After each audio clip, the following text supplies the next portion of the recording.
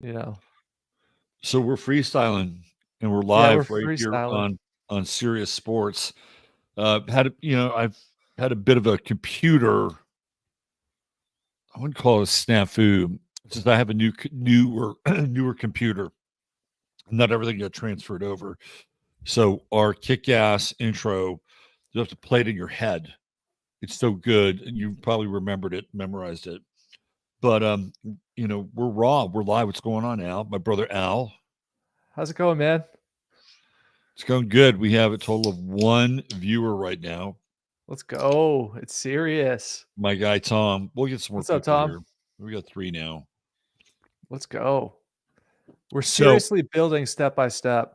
well, yeah. And today I had to deal with just this whole new computer reality. What kind of computer do you use? I have a 2017 MacBook Air, and Right. I'm really thinking about upgrading. What I like about what Apple is doing is they're allowing you to pay by the month like a Oh, car, and the really? prices are comparable. When you look at some of the new laptops, it's like buying a new used car almost. Right. And I'm thinking Yeah. about upgrading because I think now is the time really. 2017's, we're going on almost 6 years now with this current laptop, and I got this Sirius Sports going, I got Astro Chads going, so I figured now is almost the time. In a couple months, maybe after Christmas, January, maybe in the new year actually, I'll probably get a new laptop because it seems to be the time, and I that's think something with the that could supply just. chain, you should have at least one in a backup. Okay. Well, I have a really shitty like $200 ones. Yeah. $200 one as a backup. And I have this Amazon Kindle that I use for Twitter. This thing is functional. I have a few backup devices. So, yeah. Yeah. Howard Kane in the house tonight. You had a Wow. great talk with that lady on Friday, that young woman, Oh, Layla, Layla I think her Gray. name was. Layla Gray. You and Howard are from the same neck of the woods. Howard, a Okay. big Boston, Massachusetts sports fan. Big. Well, what's interesting about that is the Patriots and the Colts played in Frankfurt, Germany again on Right. Sunday. Yeah. And it's weird. It's kind of like they took away the European Football League has been gone for a long time, but now it seems like okay, the NFL is going to play at least a handful of games over in Europe because they got the London thing going. Now they got the Frankfurt, Germany thing going, and it's just Don't forget interesting, the game in Mexico. They play one game in Mexico every year too. right? It's usually the So Arizona Cardinals. They play yeah. down there. Yeah. So So what do we got on the menu tonight? We got Jim Harbaugh, right? yeah, we've got Jim Harbaugh and the ongoing uh, Hasselgate with the Big Ten. So Harbaugh had already got in trouble earlier this year, and I think it was for practices, and he self-disciplined and sat out 3 games. And right now, Michigan is the class of the Big Ten. They kind of whooped ass on Saturday They did. against Penn State without Harbaugh coaching. And I don't follow a ton of college football, but apparently TJ McCarthy, the quarterback, is pretty good for JJ Michigan. McCarthy, I believe JJ it is. McCarthy, see, that's a Yeah. little I follow college football. But now there's this whole sign stealing scandal, and everybody does it. But it looks like Michigan might have done it perhaps a few shades more than sort of like, oh, this is what this team does. Then they pass that information over to the next team. They do a lot of information sort of passing and chatter amongst coaches. But apparently, Michigan kind of went a little bit of the Bill Belichick route and recorded stuff. So they record things, cell phone recording signs, fly. So we're going to get into this a little bit because I was at the Auburn and Arkansas game this weekend, so I had a very up close and personal contact with the college game. And when you look at, first of all, there's Harbaugh on his chart. He's got a chaotic chart, and he always runs into chaos at some point along the way with whatever coaching stop he's at. And I started to follow Harbaugh when he was the coach of the 49ers. And I said, well, what makes this guy tick? And I looked at his chart and go, oh, there you go. That's what makes him tick. You can even see why he was so into Colin Kaepernick. They both share the same moon sign, Aries. So there's a lot of really interesting war stuff around Jim Harbaugh and his brother John. We talked about the story before, where before the 2012 season, they were featuring them on the NFL Network, and they were down in the South and taking part in one of these Civil War reenactments because they're Civil War buffs, right? So there's this whole kind of interesting war background in the Harbaughs. And so we're going to look at his chart tonight, kind of scope out some of the Uranian madness. And then you wanted to talk about Aaron Rodgers and Achilles. So I thought we could go through the Achilles myth. And another one of the reasons why I was a little bit late, there's an actual asteroid for Achilles. It's asteroid 588. And I had to find an asteroid ephemeris to find out what sign it was in and what degree when Aaron Rodgers was born. So I kind of did some fact finding on that, which I think is pretty interesting. You know, if we have time, we could talk a little bit about Josh Dobbs and kind of his journey and why I think he's important. And some people may not agree with me, or, you know, they may paint me with a particular brush. But when you hear what I have to say about Josh Dobbs, you might understand it a bit more. And I don't know, maybe there's things that you wanted to bring to the table tonight, Al, but that's kind of what you and I wanted to talk about. Yeah, one thing I definitely want to discuss at some point is the article you shared with me that shows basically the Super Bowl decals and the teams that later participate in the Super Bowl. You know, that is must-see TV. I think that's definitely something we need to talk about because it sort of conflicts with my Aaron Rodgers Jets narrative to a degree as far as my Super Bowl prediction is concerned. But yeah, we definitely got to talk about that because that is just a kick in the ass, that article. Yeah. So it's very revealing. Yeah. So we'll get into that. And anything else on your docket there? No, I mean just the Jim Harbaugh thing, right? Just at a gut level. He's basically being accused of sign stealing when they're doing the signs on the sidelines, whether they're holding up a sign or doing a signal. Yeah, exactly. So he's being accused of basically recording signs and things of that nature. And then a lot of other college coaches sort of spoke up. Guys like Dion had the opportunity to sort of throw him under the bus. And a lot of them didn't do it because they said, hey, man, this goes on. You know, everybody's trying to get an edge. Dion threw Harbaugh under the bus? He did not. Not at all. He basically said, you still got to defend it. You might know what play is coming. You still got to defend it. You still got to play. Yeah. So a lot of coaches though had that same line where there's like, hey man, I don't know what's going on with that, but I'll tell you what, those things do happen. Now at a gut feeling for me, I've disregarded this story for the most part. I don't really pay attention to it because at a gut level, I always felt like this is narrative. This is contrived drama. Michigan's undefeated this year. Ohio State is undefeated this year. In 2 weeks, when Ohio State and Michigan play, both undefeated with this drama going on, I think it's going to be the biggest college football game ever in terms of ratings, in terms of money generated. Well, it'll be huge. That's for sure. It'll be absolutely huge. I can't remember in my lifetime a time period when they're both undefeated and they're both ranked in the top 4. So, you know, as soon as I heard about this, that's immediately what I thought. You know, oh, he's suspended for 3 games. Gee whiz. That'd be crazy if he was back for the playoffs or if he was back, you know, for the Big Ten championship game or something like that. To me, it sort of just feeds into this narrative of this huge, huge game coming in 2 weeks. So that's what I felt at a gut level. But what was your take on this entire situation here? Well, let's get to it. I want to talk about college football first. Okay. And then because it kind of leads into the sign thing. So I was in Fayetteville over the weekend, and I was hanging out with my son's fraternity, and we went to the game. They were playing Auburn. Hugh Freeze is the coach at Auburn. Excuse me. And Hugh Freeze has been around for a while. He got kind of discredited. He was real. I think it was but Ole Miss, I think it was at Ole Miss, he did really, really well. And something happened there, and he kind of left in disgrace. And he's one of these air raid guys, right? He's one of the Okay. kind of air raid posse.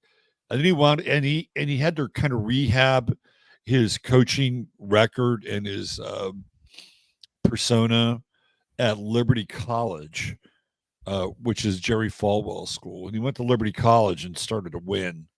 And so then the Auburn job came along. I think they'd fired Gus Malzahn, and then they hired Hugh Freeze. So I went to the game. It was just amazing. Like, the college football atmosphere is unlike anything, especially at a major school and an SEC school. It's just amazing what the energy is, and just the pageantry. And it was also very weird because it was Veterans Day, right? So all these games all around the country on Saturday were featuring the military. So when they had the game days and all the shows that were on the networks, which we were watching, they were having flyovers at every single stadium. Soldiers were being honored, and it's fascinating in terms of the timing. And as we're sort of staring down the snout of World War III and fighting for Israel, it just so happens that they're going to celebrate Veterans Day on one of the most watched Saturdays or days of the week, and then broadcast propaganda, free propaganda, that they're celebrating the heroism of veterans, right? And the timing is fascinating as you kind of slouch towards this war. So there is that. That was kind of in the background, and they had some of that at the game. They'd bring people out, and Arkansas just got their asses whooped. It was just, I think Auburn had scored 2 touchdowns in the first 3 minutes. And I looked at my son. I said, this is going to be a rout. Right. It's going to be a rout. And sure enough, it was a rout. We were up by halftime. But that's not what really struck me. Right. What struck me was,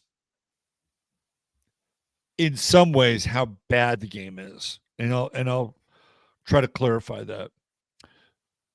So Auburn runs, an air raid, 1 back, 3 wide receivers, or maybe they're bringing an H-back or whatever. And so does Arkansas. And just about every team in the country runs a variation of the air raid, spread option, the pistol RPO. And for people that aren't really familiar with it, because we talked about this, I think it's about 3 weeks ago or 2-3 weeks ago now, Al. Something like that, yeah. Yeah, essentially, they have figured out how to, I would say, dumb down the offense in some ways, and have about 5 kind of key plays, tree plays, that they can basically build off of. They have a quarterback who will either hand the ball off to a running back, or he'll fake the handoff to the running back, and then he'll try to throw to a receiver, or he'll fake the handoff to the running back, and then maybe he'll run and keep it. So those are kind of the options in this kind of RPO air raid. And then how they signal the plays is what Al was talking about earlier. Are these they started off really rudimentary. I don't know if you remember, they were just using poster boards. And then they would have 4 squares on the poster board. I think they had a couple poster boards, but they would look at one of the objects, right? And then they had some kind of signal for what that object was, like the 3 fingers or 4, whatever it was. Well, there's a bunch of ways you can do it, but basically what is happening is the sideline is signaling to the quarterback based off a system, whatever their system is, whether it's a system of symbols or pictures. But what also can happen is a quarterback will have, a list of plays on their wrist, and the sign from the sidelines can be a number, and he might just go to, okay, number 46, we're running 46, play that. You know what I mean? So there's different systems in which this can occur, but what you're saying is correct. The same in which what I'm talking about is the personnel setting, right? The personnel setting is pretty much the same. Yeah. So they don't really have a fullback in college football. They don't have fullbacks. And I sat there and I watched one team run it to almost perfection, which was Auburn. Clean, crisp, sharp. And the other team were tripping over their shoelaces. And even when they were running it well against a team that couldn't tackle, I thought to myself, this is the end of football. Because at the college level, maybe at the pros, a little bit different. I mean, I think the pros have different challenges, but there's no innovation involved. Everybody's doing the same thing. It's like this cookie cutter, copycat league. And I just think it's boring. I mean, you could, score a lot of points, but I think it's really boring. And I don't know if a pro set offense would work in college anymore, only because you wouldn't probably be able to get the athletes. And because the athletes would want to go play in the spread option or the read option, because their skill set as a runner and a passer would be highlighted more. So therefore their worth and the value in the NFL draft or NIL, whatever, would go up. It wouldn't just be a pure 3-7 step drop back passer, right? Like they wouldn't be able to do that. But I also think the other thing is that a lot of quarterbacks can't handle learning that system because they have to learn the plays, right? They have to learn the plays. So that means if a coach calls a play, there's no sandwich board. There's no little secret decoder. There's no code. But what I think is important, though, because in the NFL, what really separates it from the college game, just from a logistical standpoint, is the fact that they have radios in their helmet, right? That's not allowed in college football. Right. So what happens in the NFL is, the offensive coordinator in the booth or wherever he may be can literally just signal into the quarterback, literally speak into his ear, right here, run this play or have a variation of it. You can run one of these three plays. That's up to you. Just, you know what I mean? That's typically what is going on there. Or just run this play, do this, blah, blah, blah, directly into their ear. So in college, from a logistical standpoint, they do have to have some system of communication that's going in there. But I would agree with you. A lot of it is spread dominated. Yeah. They used to send players in and out. Yeah. That's how they bring the play in. Then the quarterback would also, and everybody on the team, particularly the quarterback, would have to know the play, right? And now they kind of know the play, but it's kind of, to me, it's sort of like having a cell phone and you have a name for a number. And back in the day, we used to memorize numbers. Solid analogy. Right. Very solid analogy. Now, so this is the football equivalent of it. And again, my feeling is that they're doing that partially because they want athletes at quarterback. They don't want guys who, are going to go in there and like memorize a playbook that's like that thick, right? And then, constantly work on 3-step drop, 7-step drop, getting the ball under center, and then wang, bang, wang. The other quarterbacks will go somewhere else. It's easier, and it'll play to their skill set more. So just looking at it, it's like if everybody's running the same offense, which they are, or a slight variation of it, it's fucking boring. I'm sorry. It's just boring. I mean, back in the day, it was kind of an interesting matchup when you would get like a Wishbone attack team from, say, the Southwest Conference against, kind of a smash mouth Woody Hayes, Bo Shem, Beckler, Big Ten team, right, which had very different styles of football. Or you would have like the more wide open passing style of Miami with the athletes going up against a smash mouth team like Penn State, right? It was just more interesting when they had contrasting styles. I think the only team that may run the Wishbone now might be Air Force, if I'm not mistaken. But, it's like styles make fights. And it's all one style now in the NC2A. So the fights aren't all that interesting. So at what point in the game did you make that conclusion? You're like, all right, this is fucking boring. Was it the second quarter, third quarter, or was it in the first quarter? Oh, it's in the first quarter. Oh, wow. Okay. I mean, and that's even with Auburn running a very clean version of the offense. I mean, they were demonstrating how this thing works to a T. Mm-hmm. So I respected the fact that they were, really well coached, and then you had to run this thing. But again, it was just like, okay, run left, fake option. All right, throw, run left, give it to the back. It's just like, it's not. In that offense, you don't see things like reverses or halfback options, or they just don't do that stuff. It's maybe that game, but I gotta say, man, I happen to disagree in comparison to the pro game, because within the pro game, I mean, the Jets versus the Raiders last night, it's like 16-19, mostly field goals. So you have two different games. It's awful. It's down. It's real down. I'm not saying that the college game is more exciting or there's more action. That's not what I'm saying, because I think there is. But the type of action that they have is all kind of the same. The offenses are all a variation of, the air raid offense. And I just, So you want to see more Wishbone in the college game? No, I want more variety. Okay. I want more, like I said, I enjoyed Miami versus Penn State. Mm-hmm. Right, those old Miami teams with Michael Irvin, the early 2000s. I remember those teams with those guys were great athletes. Yeah, they were flashy. They like to throw the ball downfield. Jim Kelly used to quarterback for Miami. Jimmy Johnson was the coach, and Dennis Erickson, and shout out to Erickson. Then they would go up against. Sometimes they'd go up against Oklahoma, which is a Wishbone team. Mm-hmm. Right, so you'd have the Miami offense, which was a pro set offense that ran a lot of 3 receiver sets, right? And then you had Oklahoma and Barry Switzer, the king of the Wishbone.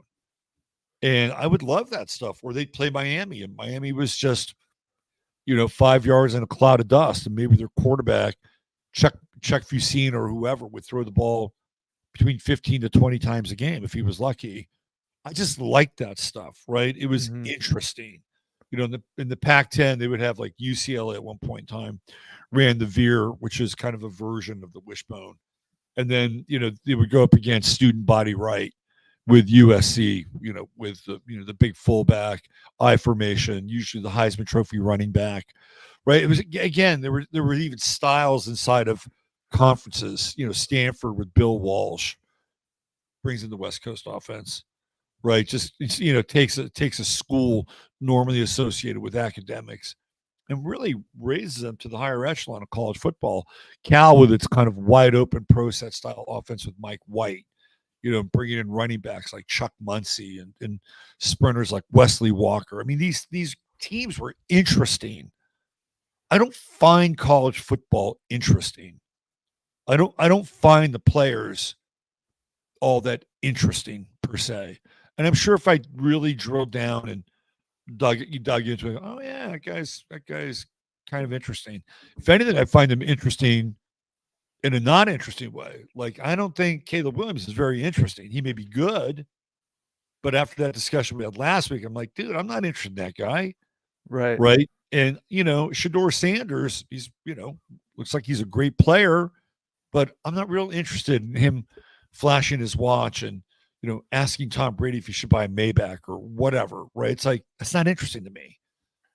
I just found that at a certain point, and that's the other thing too, because when you go back during that period of football, coaches mattered, right? They mattered. And it would be, Woody Hayes versus Bo Schembechler, or it would be, Joe Paterno versus Jimmy Johnson. Now it's like not so much. Coaches don't matter as much. We just saw Jimbo Fisher get fired with $75 million on his contract. Right? If Jimbo Fisher mattered all that much, he'd still be there. They'd be paying him money. Well, I think I take the opposite approach. I think they wanted a new beginning and a new coach, and it matters so much that they were willing to pay that much to get him out of there because they wanted to start new. Texas A&M, with the budget that they have, is underperforming to say the But least. it just says to me he's just a coach, right? Right. He's just a coach. You know, he's not. I mean, he's not. If it was $75 million, a lot of money. Right.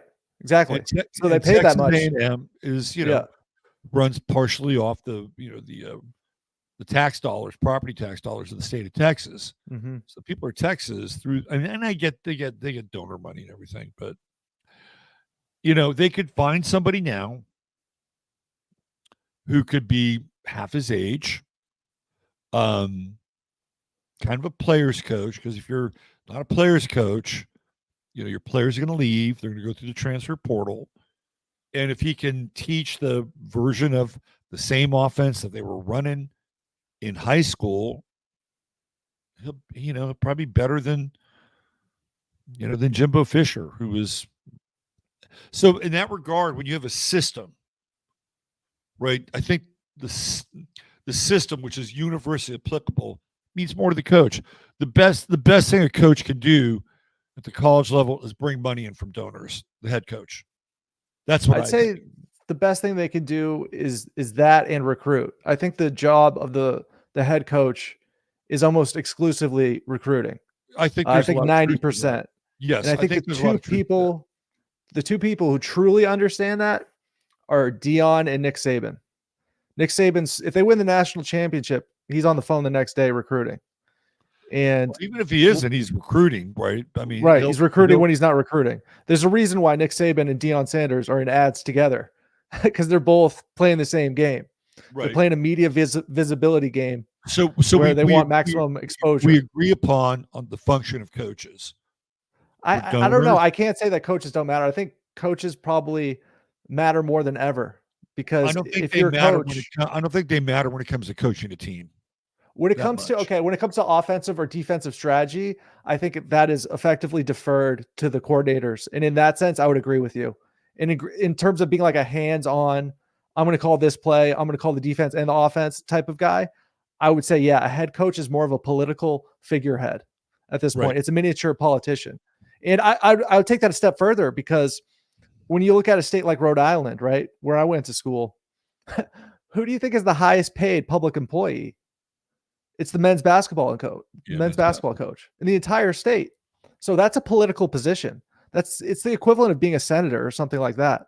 And that's why, as we talked about, Bobby Tuberville is a senator and used to be he was the coach at Auburn or someplace like that, right? And I think Henry Kissinger actually had a quote where he said, if you want to get into politics, start in academia, right? Because that's effectively the same thing. And then with college sports is intertwined with academia. That is a position where, like we've talked about before, if people want to oust you from that position, they're going to have to come with some shit if you want to stay there, or they're going to have to buy you out for $77 million if they really want to get you the fuck out of there.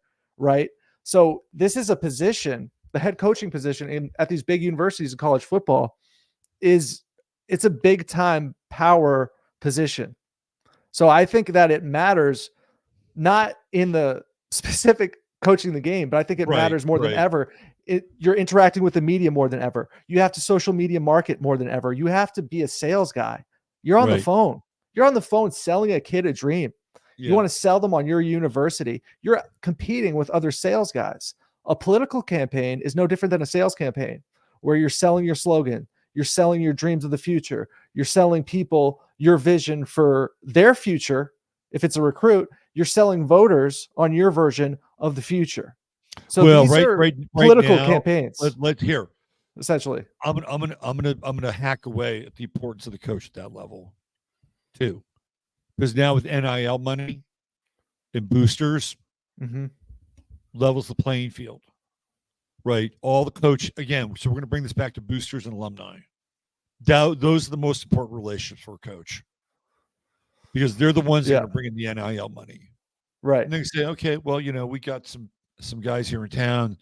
They got some connections to a regional chain, and you know, we might be able to get you some NIL money, and You might be able to do a few spots and commercials and, sit down with the parents and the kid. What are we talking about? Well, they've mentioned somewhere between, $50 to $100,000 in your first year, depending on performance. We might be able to bump that up. Jersey sales, right? Like, again, there they are. The NIL thing has become a game changer. So I think the most important relationship with coaches is the alumni, so they can get the dough, and they have the connections to bring in the NIL money, which will then bring in the kids.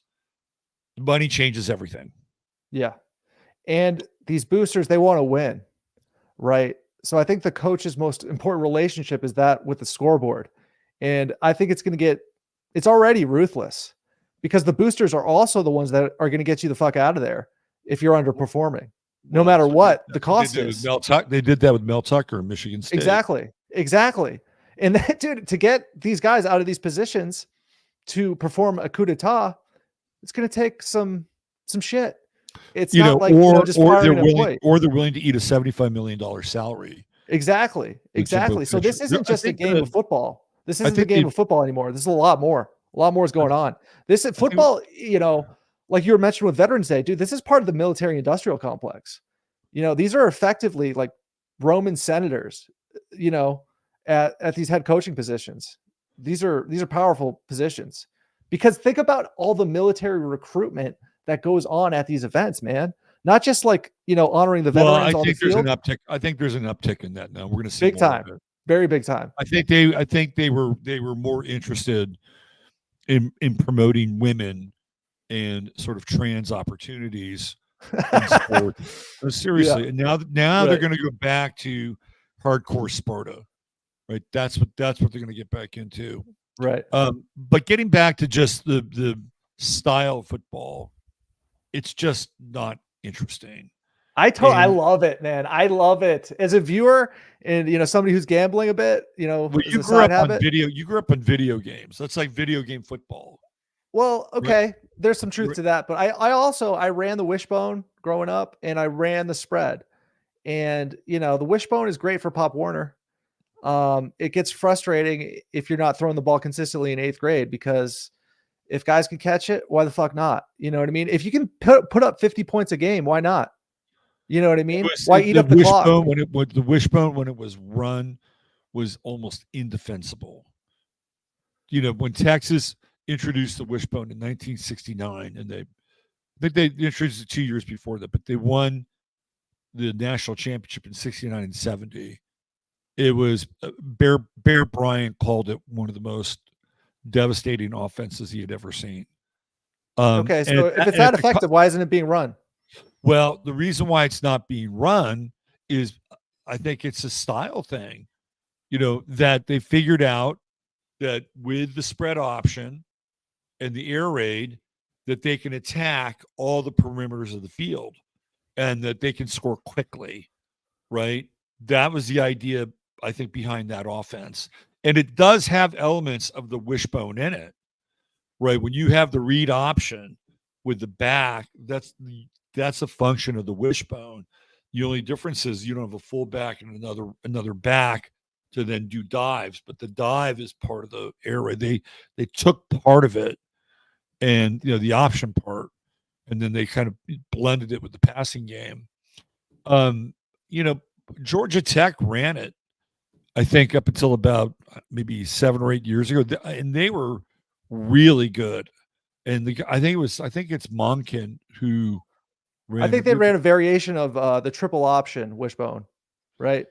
Yeah, they did. Well, yeah, they did, and they were really successful with it. I mean, the guy brought the program back from the dead, and let me see where that went. It's a good comment. Yeah, there was a good comment there about recruiting. Recruiting. Yeah. Saban cried when somebody left because of recruiting. Yeah. That makes total sense for me. Yeah. So Matthew Davis said even Jeff Monken in Army dropped the triple option. Right. Former Paul Johnson disciple. So those are guys who were deeply ensconced in the triple option. Yeah. So, but it's all the same now. And I just wonder if anybody could ever say, hey, look, let's run a pro set offense. Let's teach these guys these drops. And then, let's do ball control. And we'll do something like, keeping the ball away from them. Right. We'll do like 7, 8, 9, 10-minute drives, which is really what that offense is suited for. It would be a good antidote to these high scoring offenses because you could just burn a clock on them. Anyway, I just thought to myself, it's boring. I happen to disagree that everybody runs the same thing. Everybody has a spread, but when you watch Michigan, I don't think they threw the ball in the second half against Penn State. They ran power football and they ate up the clock and they won that game. Look at Colorado. They use a tight end as like a big wide receiver. They don't really use the tight end as like a blocking power tight end. And then you look at Georgia, they use their tight ends in all sorts of different ways. So it might look the same, but I don't believe that, they're all running the same exact stuff in the same exact systems. But, the air raid, I think it took over for a reason. And I don't think if, like, let's say Notre Dame makes a commitment to run the Wishbone, I don't think they're going to have success. I think that these coaches know what they're doing from a strategic standpoint. And, there's a reason why they're all running a similar thing. But I don't think so. I don't think anybody wants to run the triple option anymore. Not coaches. I think players are like, no, I'm not into it. Right. So they've engineered something that most players don't want to be a part of, because one of the things that happens in triple option is that you get hit. Mm-hmm. If you don't, even if you don't have the ball, you're going to get hit, or you have to block for somebody. Right. And in the air raid or the spread or RPO variation, there's not a lot of hitting taking place. You're not going to take a beating like that. And I do think that the idea that you can challenge, every area of the field is a superior strategy than the Wishbone. I would totally agree with that. There's no doubt in my mind. Mm-hmm. I just like things to be eclectic and have different teams with different. I just go back. You would have different teams, different styles. It'd be fascinating, right? It'd be like watching two guys in an MMA ring, do different things. Like one guy's just a Gracie grappler, and the other guy's a puncher striker. They're both not Gracie grapplers, and they're both not puncher strikers. So I don't know. I just think it's interesting that way. And the pro game is becoming more like the college game as well. There's only I think 6 teams that still use fullbacks in the NFL. All the other teams have gone to an H-back or something like that. So question for you. I got a question for you. We're seeing the fullback position slowly eradicated. Do you think tight end is next?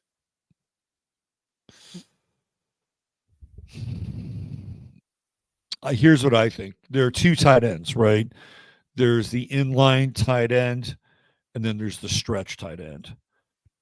I think the inline tight end will be eliminated, but the stretch tight end will stick around. And the difference between the two is that the inline tight end plays the role of more of a blocker who can catch the ball. And then the stretch tight end will line up further out in the more as somewhere between the tight end and the slot. And that's where the tight ends are going to go. And they'll be kind of a hybrid tight end slot receiver. And then I agree, sort of. I think the teams that do that won't have success as a well-rounded offense. Because I look at Georgia and I look at Alabama, and they have, these hybrid, they have these Gronk style tight ends effectively. Or they might have a mixture of all, like both. They might have your stretch tight end mixed in with, a blocking style tight end. Because when you eliminate the blocking tight end, in my view, it fucks up your run game. Your run game becomes trash and very predictable. Well, that's why you bring the guy. You need kind of a hybrid guy. Like the perfect guy for that would have been somebody like Kyle Pitts, who, clocks in at 245. And if you wanted to bring him in and, pull him on a block, he knocks some people over. But you could also put him in that slot and nobody can cover him. And that's a position that's evolved a lot, tight end. And you get guys now that are, 6'5", 6'6", 235, 240, and they're agile and they're fast and they can jump. You can kind of line them up all over the place, but I think that's where the position is good, right? That's just my take on it. And if you've been watching the NFL this year, they have been really, they being offensive coordinators, have been getting the ball out of their quarterback's hands in like 2.5 seconds. Like they get it and it's gone. They get it, it's gone. So in a situation like that, you probably want somebody who can focus less on blocking because you don't have to hold a block that long, maybe chip and then get out into a pattern or just get out into a pattern. And that's a big thing now. It's like, how important are your down linemen, your defensive down linemen going to be? Now you really, what you need now is you used to be able to build the team either from the center, right? From the center out or the center out. So you build your line, right? You build your trenches. You guys that can get to the quarterback, and then guys that can protect your quarterback. If you had a strong line, strong trenches, there was a much better chance you would control the line of scrimmage and then control the movement of the ball in time, et cetera, right? That's changing because now teams are building from the back forward. So they want safeties and cornerbacks that are fast and that can cover and not cover in zone.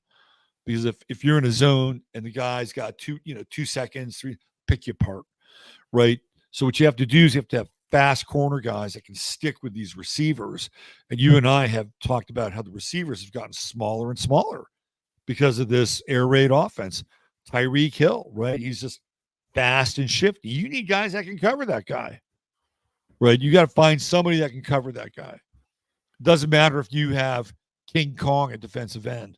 The quarterback's getting it out in 2.5 seconds. It just, it eliminates them. So the whole idea of how you build a football team is changing, right? You have to have speed around the perimeters.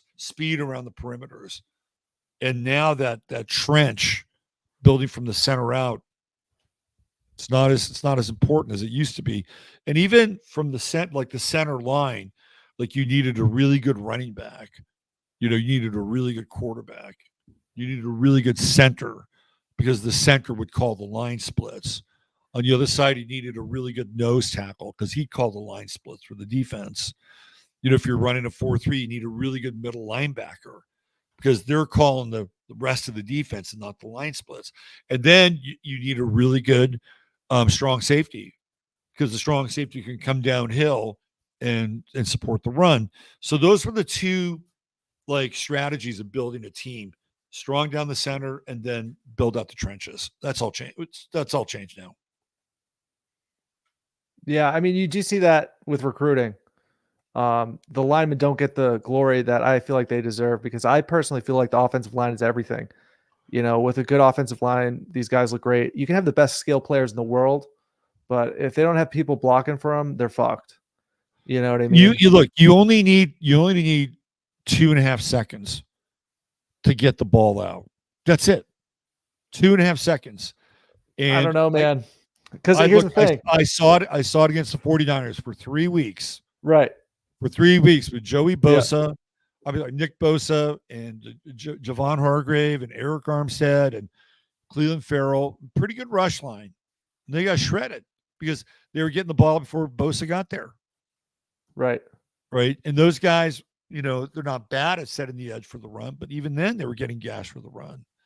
So you do need good offensive linemen, especially a left tackle. I mean, that's a hand given, right? We know that. But again, the game is changing.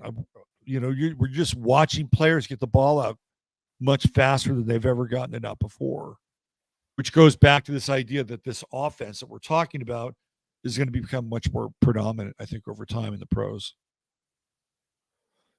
Yeah, I mean, I generally see what you're saying here. It seems as if that it's sort of morphing into almost a flag football style, right? This is what we were talking about. Yeah. And, I did happen to see that play you mentioned last week where a guy trucked a guy as the offensive player, right? And he put his head down to truck him and he got called for a penalty. And I thought that was fucking insane. But It is insane. it's literally insane. And like, I do see the game in 10 years being even more pussified than what is occurring today. In my view, it's still a brutal game where guys are getting their heads hit all the time. But when you do look at the old highlights of the 90s, it's fucking way different. It's way, way, way different. And it's changing fast. You know what I mean? So, and I don't know if that's a good thing or a bad thing, because we do have this bloodlust as spectators. It's a little fucked up, right? We have this bloodlust. We want to see guys smash each other and this, that, and the third. So, if you have a kid who's playing, do you want him playing that style of football, or do you want them playing more of a air raid style of football where guys still get hit, but it's not this smash mouth style that we've seen in the past? And I kind of think that's sort of a good thing in a sense. It's a little bit more humane, but we as spectators, you're not going to necessarily get the bloodlust that we desire. And that's what I think is occurring when somebody is. Yeah, I mean, if you want that action, you have to go to UFC. Right? What do you think about the UFC? I don't like it. I've never been into it. I think it's rather barbaric. What do you think about it? I like straight boxing. Okay. I think straight boxing is a really interesting sport. And again, styles make fights. And you would have, guys that were southpaws, guys that were punchers, guys that were jabbers, guys that were combination guys, guys that danced, guys that got in close, did a lot of body shots. I mean, a wide variety. You don't even get that in the UFC anymore. What you get are really competent kickers and strikers and grapplers, right? That's what you get. And they're all. What do you think about women's UFC? Yeah, we talked about it. I don't like women fighting. Yeah, I think it's barbaric. I think it should be banned. I don't like women fighting. I think it's a negative statement on society. Definitely. I think that all men who watch women's UFC should have to wear a WNBA jersey in public, because that is effectively what they're doing. They're just cheering on nonsense. It's really sad. I agree with Joe Montana when he said, just take the helmets off. You want to stop head-to-head hits, just take the helmets away. Rugby makes the same argument, and I agree with him. Valid. I've said this for years. If you want to improve the tackling and keep the head injury, this is what you do. But would that satisfy us, though, Al? Would that satisfy us? I think so, maybe. Because here's the thing. I think that defenders will be at more of an advantage because the offensive guy can no longer lower their head and use it as a weapon. So they're going to have to run with their head straight up. And we see it in rugby. They still hit. But the funny thing is, man, I think it's going to go in the opposite direction. I think the helmets are actually going to get bigger because we see in practice they already look humongous. Yeah. But like we see in practice, right? They wear these basically condoms with pads on them on their heads.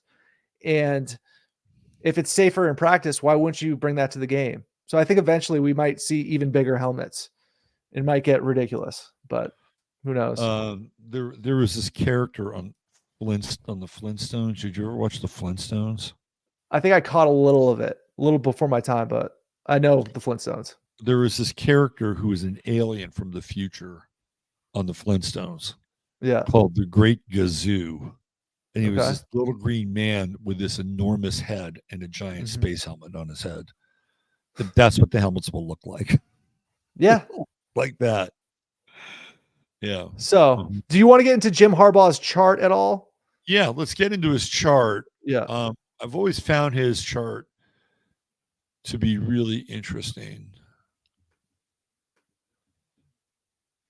And then I really can't wait to get into this freaking design of the Super Bowls. That blew my mind, man, because you mentioned it in prior episodes and I understood generally what you were talking about. Yeah. But what they did, it's so blatant. And it's like, I'm just looking at that article. I'm like, really? Is it that simple? Like it's already planned out a year in advance. And I have this intricate, Aaron Rodgers theory. And, we'll get to that, but I'm stoked for that. Jim Harbaugh. What an intense guy. I feel like he could take a year off due to stress, similar to what we saw with Urban Meyer. Dude got so stressed out that he stopped coaching. That's not that Urban Meyer story about stress is not true. What's the reality of it? The reality is that he was banging a co-ed in Florida. Yeah. And his wife found out about it. Oh, And wow.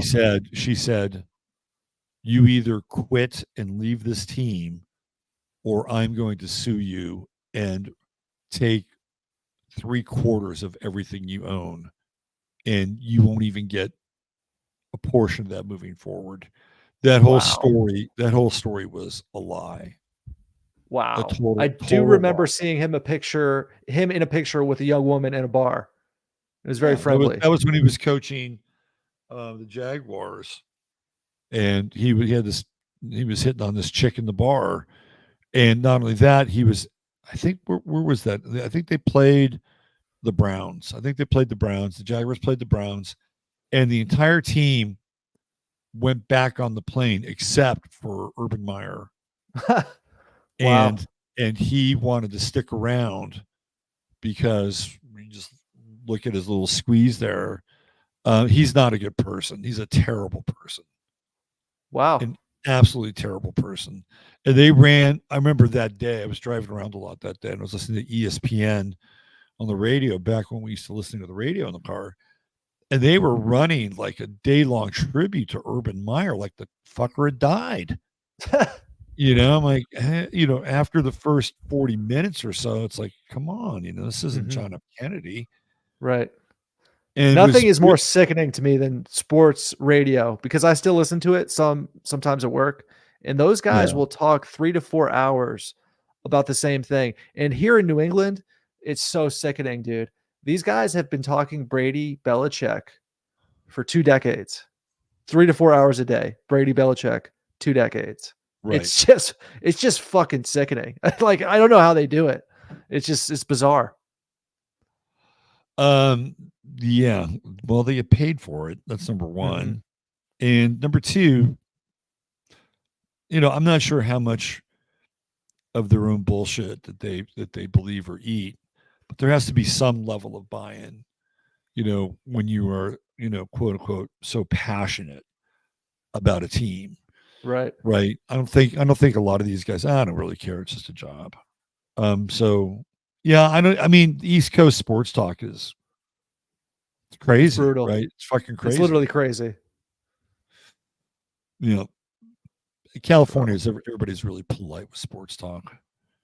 And well, I really like your opinion, but I have a different take on that. You know, and back east, it's like, what? What? Are you a moron? Are you a moron? that's literally it, dude. That's a spot on impression.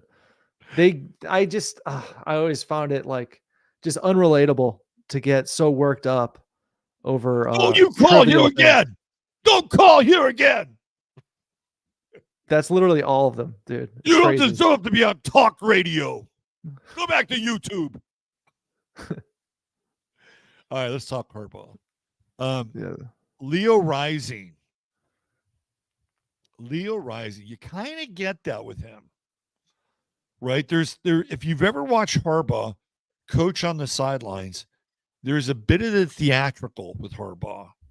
He's very dramatic, right? So you get that with that Leo Rising thing, and he really plays the part of like the field general. So you get a lot of bravado with Harbaugh. He's a Capricorn, and he's got all these planets in Capricorn. They're all in the 5th house, which is the ruler of Leo. So he's going to get an extra boost. And we'll talk about his 5th house in a second. But his 1st house is also partially Virgo. And he's got this Uranus Pluto conjunction in his 1st house, which, this Uranus Pluto conjunction basically happens from, I think, 62 to around 1969. It's about a 7-year conjunction. It's a 7-year cycle for Uranus.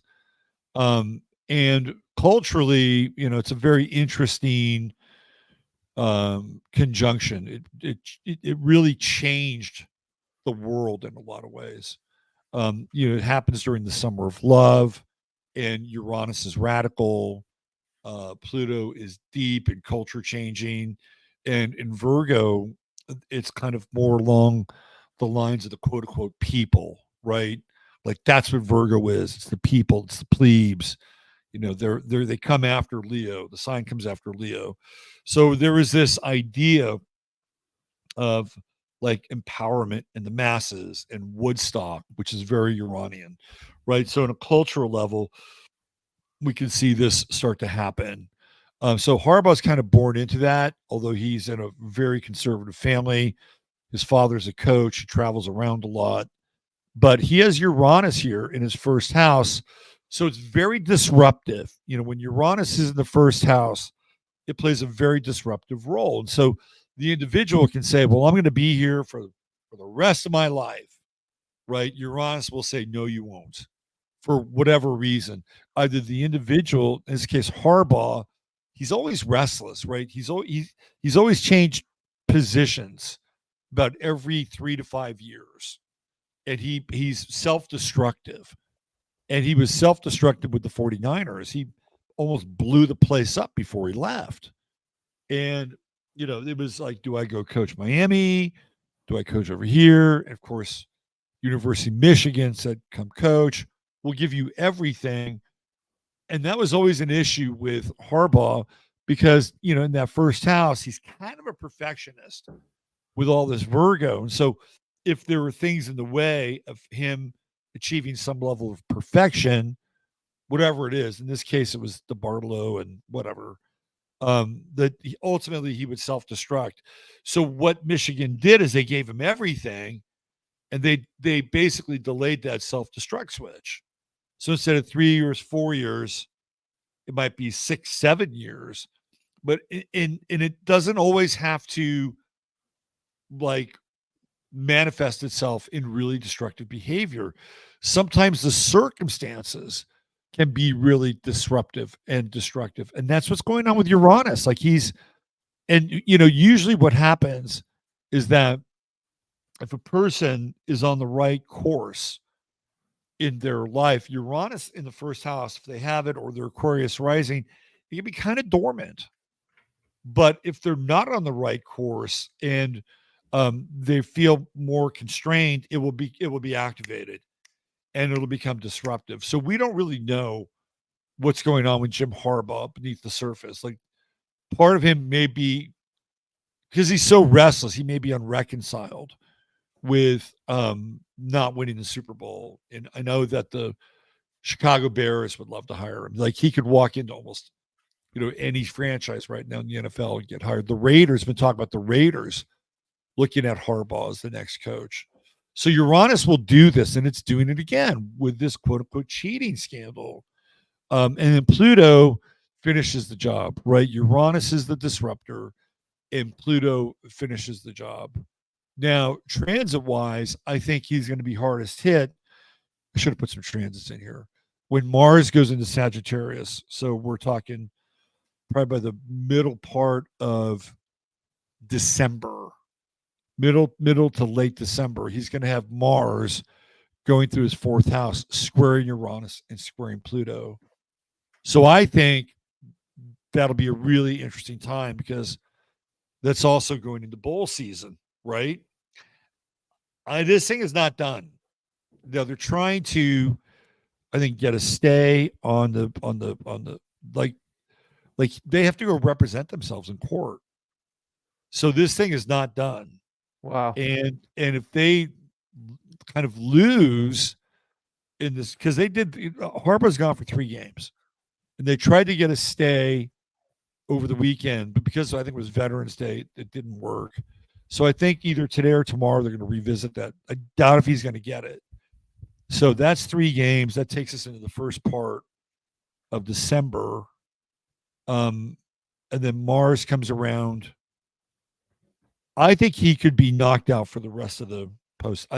I think he could be knocked out for the rest of the year with that Mars square. And that would be the kind of the coup de grace, which I think would send him out of the Michigan program. That's my sense with Mars.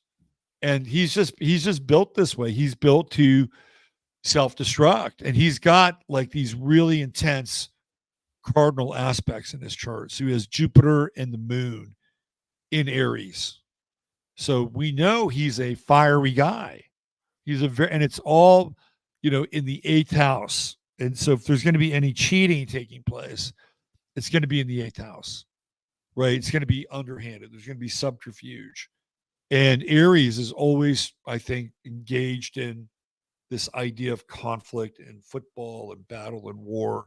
He's got a really interesting chart in that area because he's an early Capricorn, but there's this South Node, and the South Node is the past. It's like, past lives. And he has Mars conjunct the South Node. So Jim Harbaugh has big time warrior energy, and not just warrior energy. Capricorn, it's like general. He's a commander. Jim Harbaugh has that commander vibe he's bringing in to this lifetime. You just look at him. He has a really interesting respect for authority and hierarchies with people that he can respect. Right. I also think I read somewhere I think he's part of like some really weird and interesting subsect of the Catholic Church. Like he's not Opus Dei, but he's got that. There's something in there like that. So it's almost like it's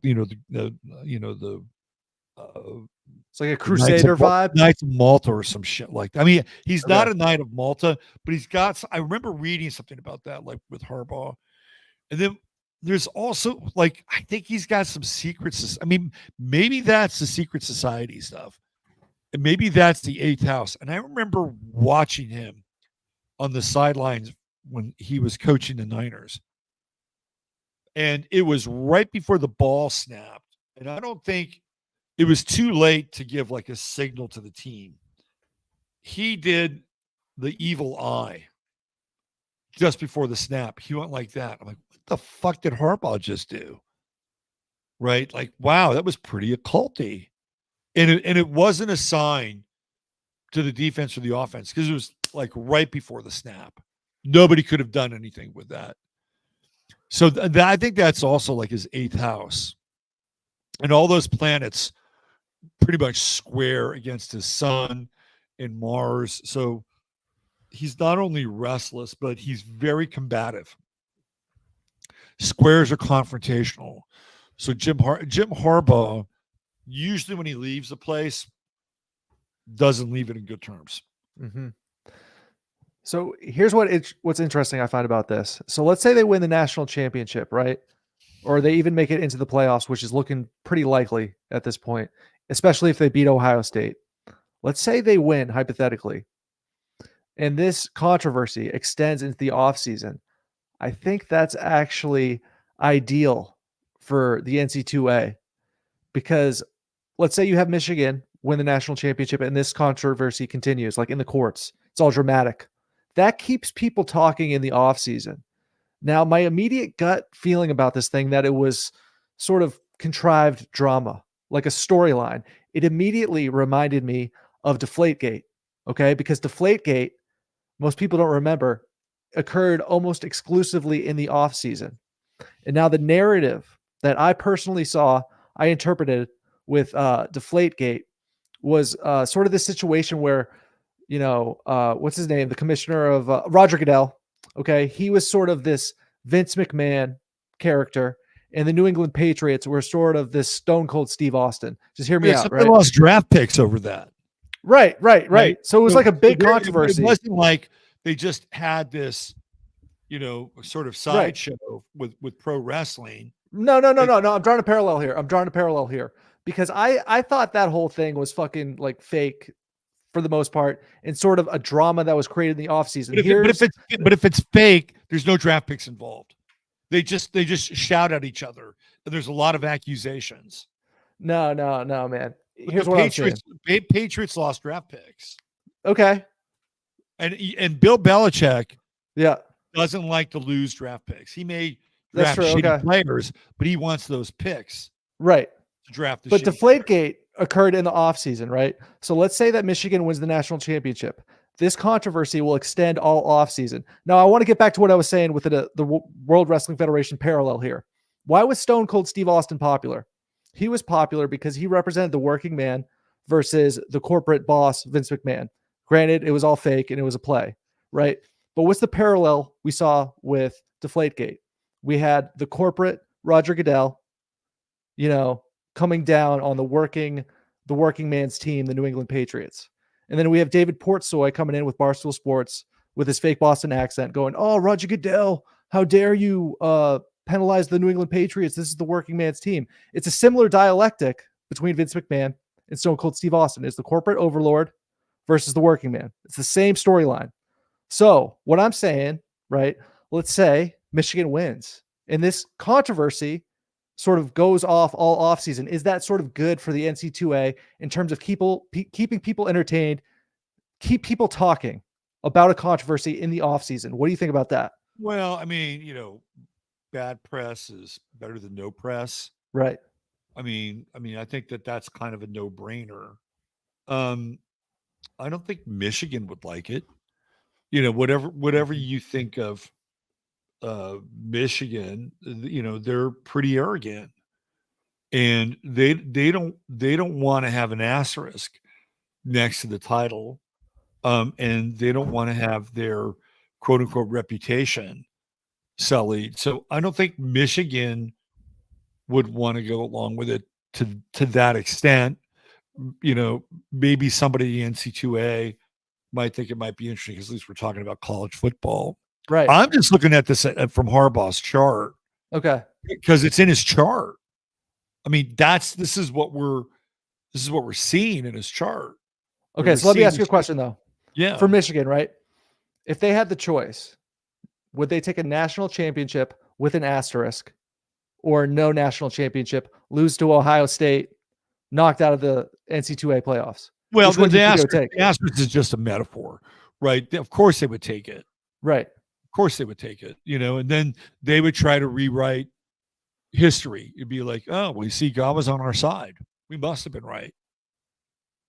I could see them kind of, look, if we were in the wrong and, our moral compass was off somewhere along the way, there's a good chance that, we would have been knocked off too, because we are not our moral compass or some shit like that, right? I mean, do you see Harbaugh being lionized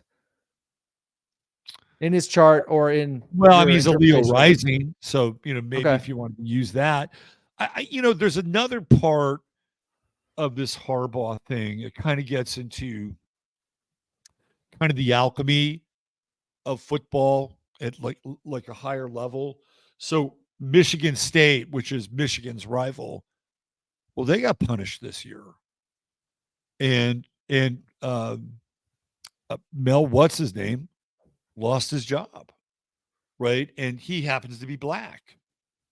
Well, let's punish the other Michigan team, and we have Jim Harbaugh, who happens to be white, right? And you get that black and white duality, the polarity, the Masonic chessboard. And so, isn't that interesting? These two coaches at both the Michigan schools are both being either crucified, accused, and or fired. And they fit into that black, white, yin, yang, up, down, left, right sort of paradigm. Mm-hmm. Right. So you could look at it as kind of an alchemical operation in Michigan. Now, whether that's intentional or not, who knows? But it certainly looks, you take away the intentionality part and you just put those two characters together. Like, for instance, if we wanted to play the same game, let's go with, I don't know, Indiana, right? Well, you've got Purdue, which is in Indiana, and then you have Indiana State. It would be the equivalent of something like that. Mm-hmm. But there's nothing there, right? There's no controversy in those schools. You're just not seeing it like kind of it's just weird, right? It's just really weird that these two coaches are both being persecuted, both in the same state, both in the same season, and then they fit that sort of alchemical paradigm. So and it's also a swing state, right? Yeah, that's kind of at play. From a synchromistic perspective, that kind of makes sense in a weird way. Mm-hmm. Mm-hmm. And Uranus is on Harbaugh's midheaven in Taurus, so it's wreaking havoc in his chart. It's squaring his ascendant. It's squaring Saturn. He's fucked. I think he's going to be found guilty on some level. And I think this will probably be his last season at Michigan. I think he'll probably go to the pros after this. This is just what I'm seeing with his chart. Okay. And I don't think the university is going to ask him to step down. They love him, right? They love Jim Harbaugh because he's turned the program around and he's consistently a winner. And he finally beat Ohio State. Right. And he finally got into the CFB or whatever it's called. So they're not going to can him. If anything, Harbaugh just might say, fuck it, I'm taking my toys and leaving. So what's your prediction for their season? How do you think it all ends for the team this year? Well, they beat a pretty good Penn State team on Saturday. Right. Yeah. Which says to me that they could probably when do they play Ohio State? Is it 2 games or 3 games? 2 weeks from now. So not this Saturday, but the Saturday after. If Harbaugh's on the field, of course, there's a better chance that they win. Right. Right. But, I've seen teams go through weird moments of persecution or these strange stretches and they pull it together and they it could backfire. It could backfire because really it's, from what I understand, it's Ryan Day and some other coaches in the Big Ten that are turning the roasting spit on Harbaugh. Right. It's not really the Big Ten per se. It's some of these other coaches. So I don't know. It'd be interesting if it backfired on them because now all of a sudden the team is cohesive and, they have something to because, I mean, a lot of times like coaches will do stuff like demonize the media. They'll demonize the media. They'll say, "Did you see what so-and-so wrote about you? Did you see that? You see that? You see that?" And so now the team would polarize against the media. And they would have something to fight against. So it would be kind of like not ganging up on the coaches. Now, some coaches will take that on and they will actually play the role at times of, the bad guy on the team, right? So the players can motivate themselves. It's a weird psychology, but some coaches will use the media. I think in this case, I think Harbaugh has a lot of practice still. He just can't be at the games. So he could talk to these guys. And Jim Harbaugh, when he is on, people will run through walls for him. Like when he coached the 49ers, he came in and he took over a franchise that was comatose. And he turned them around in a freaking heartbeat. A heartbeat. And they were 1 game away from the Super Bowl in his first year. And then in his second year, they went to the Super Bowl. And this is from a team, I think, that had gone, 4-12 the year before Harbaugh got there or something like that. They were really bad. So he has that ability. So you get him on the sidelines during the week, put in the game plan, fire them up, and, because it's like them against the world now, right? That's right. Before there wasn't that narrative. Now it's us against the world. And that fires them up. That's right. Yeah. They gave these guys even more to fight for. Okay. I see that. From a football perspective, I see them losing by 22 to Georgia or Alabama, just the way that both teams have played all year. I mean, they did beat Penn State. Penn State was ranked in they were like a top 15 team on Saturday, but I don't know. That was the first team they really played in Happy Valley, which is right. But I mean, that's a tough place to play, but tough. Their schedule up until that point, not impressive. Just from the teams they played, but it'll be intense. That's my prediction. I think that if they were to play Georgia or Alabama right now, I think they'd lose by 22, but I could be totally wrong. Who knows? They could win the national championship and it could play out in the courts and it could be a fun, I don't find it that interesting, this whole controversy. You know what I mean? But I think it could play out in the court of public opinion for some time after the season. We'll see how it goes. And I think you're right. If I'm Jim Harbaugh and they want to make a big deal out of this forever, I'd leave too. I'd be like, all right, I can coach anywhere. I'm out of here. Right. I think the fact that 2 controversies have hit 2 Michigan teams in the same year, Mel Tucker and Jim Harbaugh. Yeah. And there's this weird alchemy going on between the two of them, I think is really interesting, Yeah. right? It's really interesting. It's not like, well, look what's going on at UCLA with Chip Kelly, and look what's going on at USC with Lincoln Riley. It doesn't. It's the only place in the country where this thing is happening, Right.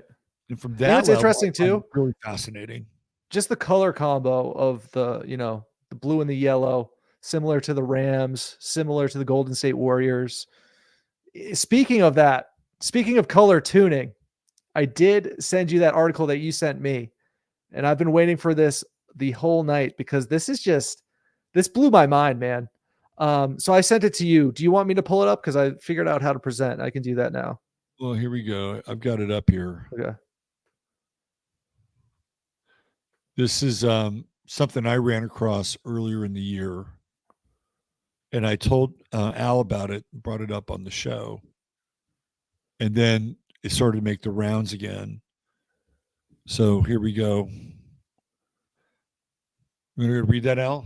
Yeah, sure. Go for it. Teams in the last two Super Bowls had colors that matched logo, ranking likely as 2024 matchups if trend continues. So let's keep reading this. In any good show, the writers have a handful of Easter eggs sprinkled throughout the program for fans to discover and try to decipher what they could mean going forward. Throughout last year, the script of the NFL season had been a viral sensation, so much that the league itself even played into the notion that they were cooking up storylines to play out throughout the year, which is some of the things you've been talking about. In one of their season preview commercials coming into 2023, well, if the NFLs were scripted, which I think it is, the writers may be leaving us one massive clue as to ultimately end up in Las Vegas for Super Bowl LV3. As the popular social media account NFL Memes points out, the last two Super Bowl logos had colors predominantly matching the teams that ended up playing in the big game. For Super Bowl LIV, or LVI rather, the colors were orange Bengals and yellow Rams. For last year's Super Bowl, the logo had green Eagles and red Chiefs. With that in mind, we should take notice that this year's Super Bowl logo is red and purple. You know what's interesting about red and purple as well is that red theoretically is the color of the GOP. It used to be blue. A lot of people don't realize this. You go back and watch Reagan in the election in 1980. They were blue, and somewhere along the way, the Mandela effect hit and flipped it from red to blue, or blue to red. So now we have the GOP as red. Purple is the color of the Purple Revolution, which we've been in since Prince died and George Floyd. All the George Floyd theatrics. We've been in the Purple Revolution ever since then. So that's kind of interesting too, that we have these two colors that are connected to the times that we're in. All right, so here we go. Naturally, this has our heads spinning as to who could be playing in Super Bowl LVII if this trend continues. So let's rank the possible matchups based on their team colors and the likelihood of them winning their conference. San Francisco 49ers versus Baltimore Ravens. What do you think? It's kind of doable. Yep. I'd say so. Right now. Hold on. I'm going to send you a little Twitter thingy that they have in the article because it hold on 1 second. Okay. I got to send you a really important visual because it's not showing up right now in the article for whatever reason, but it's showing up in this link here. Okay. Because it shows kind of what's been going on. I can show it if you want. I got it. Yeah. Right there.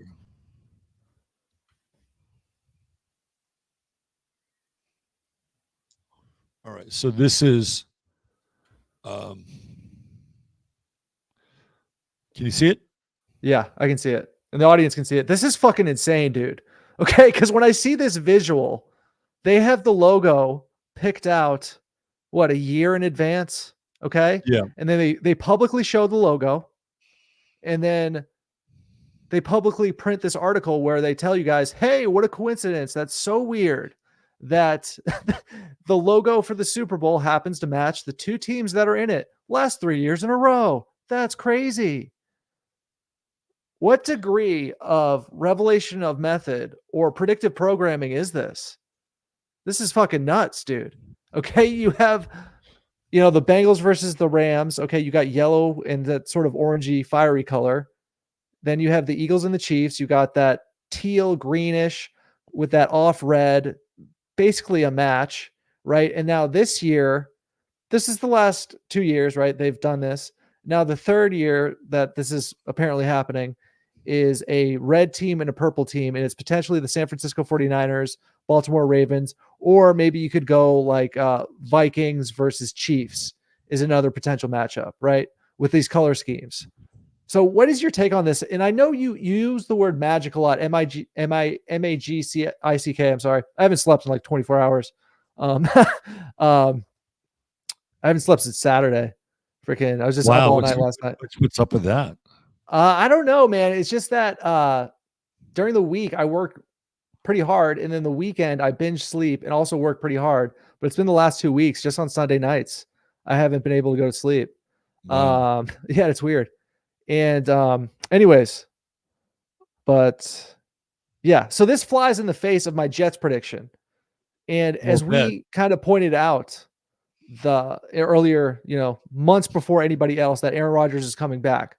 The storyline that I saw there is that he's going to have this miraculous comeback, and then he's going to make the playoffs and potentially win the Super Bowl. That's still in play.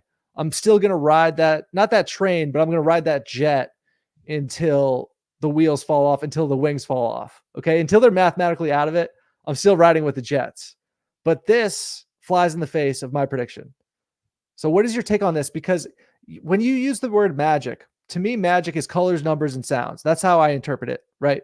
What degree of magic is this, man? Predictive programming? Is it color tuning? What is this in your view?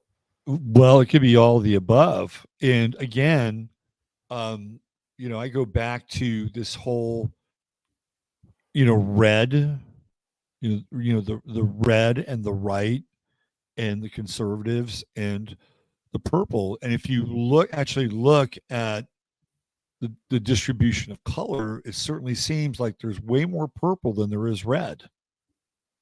Right? Like, right. Oh, isn't that interesting? Mm-hmm.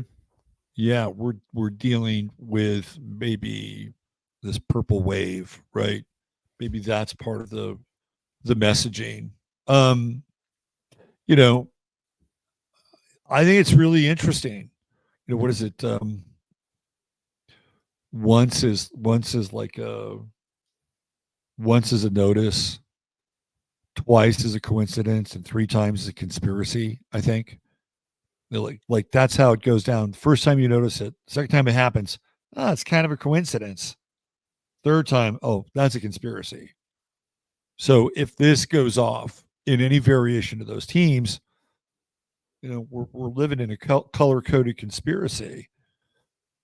And if you go back, and we talked about this a couple shows ago, that the colors of the Rams were the colors of the Ukraine flag. And that's right. When the war in Ukraine went off. And I knew the Warriors were going to win the NBA that year because they were the team that had the same colors as the Rams, blue and gold, the same Ukrainian colors. That war is over. Right? They kind of silently ended that one. I think Vladimir came away with a W because I don't really hear about it anymore. No, there's a much more important and money-making war now on the horizon. Yeah, it was so bizarre, man. In the spring of 2022, it was like that you just saw Ukraine flags everywhere. All the BLM posters went down for the season. They put up the fucking blue and yellow everywhere. It's wild. Yeah, it's just amazing how many people are just mind controlled like that.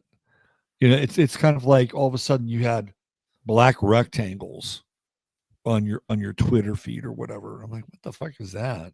Yeah, that was bizarre. No, I'm not doing that.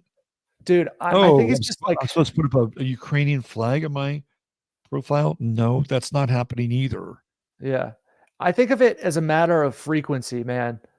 I guess, that crowd They're just on a different vibe.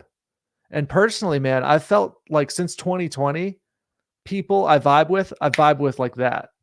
But a Yeah. lot, like 90% of people I'm not really vibing with nowadays. You know what I'm saying? Like I'm cordial, I get along with everybody, but it's just like since that time period, man, I vibe with people like immediately, or I just like, and I vibe with them off rip, right? Guys like you, guys like Longo, or I just don't. Have you had a similar experience since 2020 ish? You know, my life has been kind of, A my vibe. life has been kind of odd Yeah.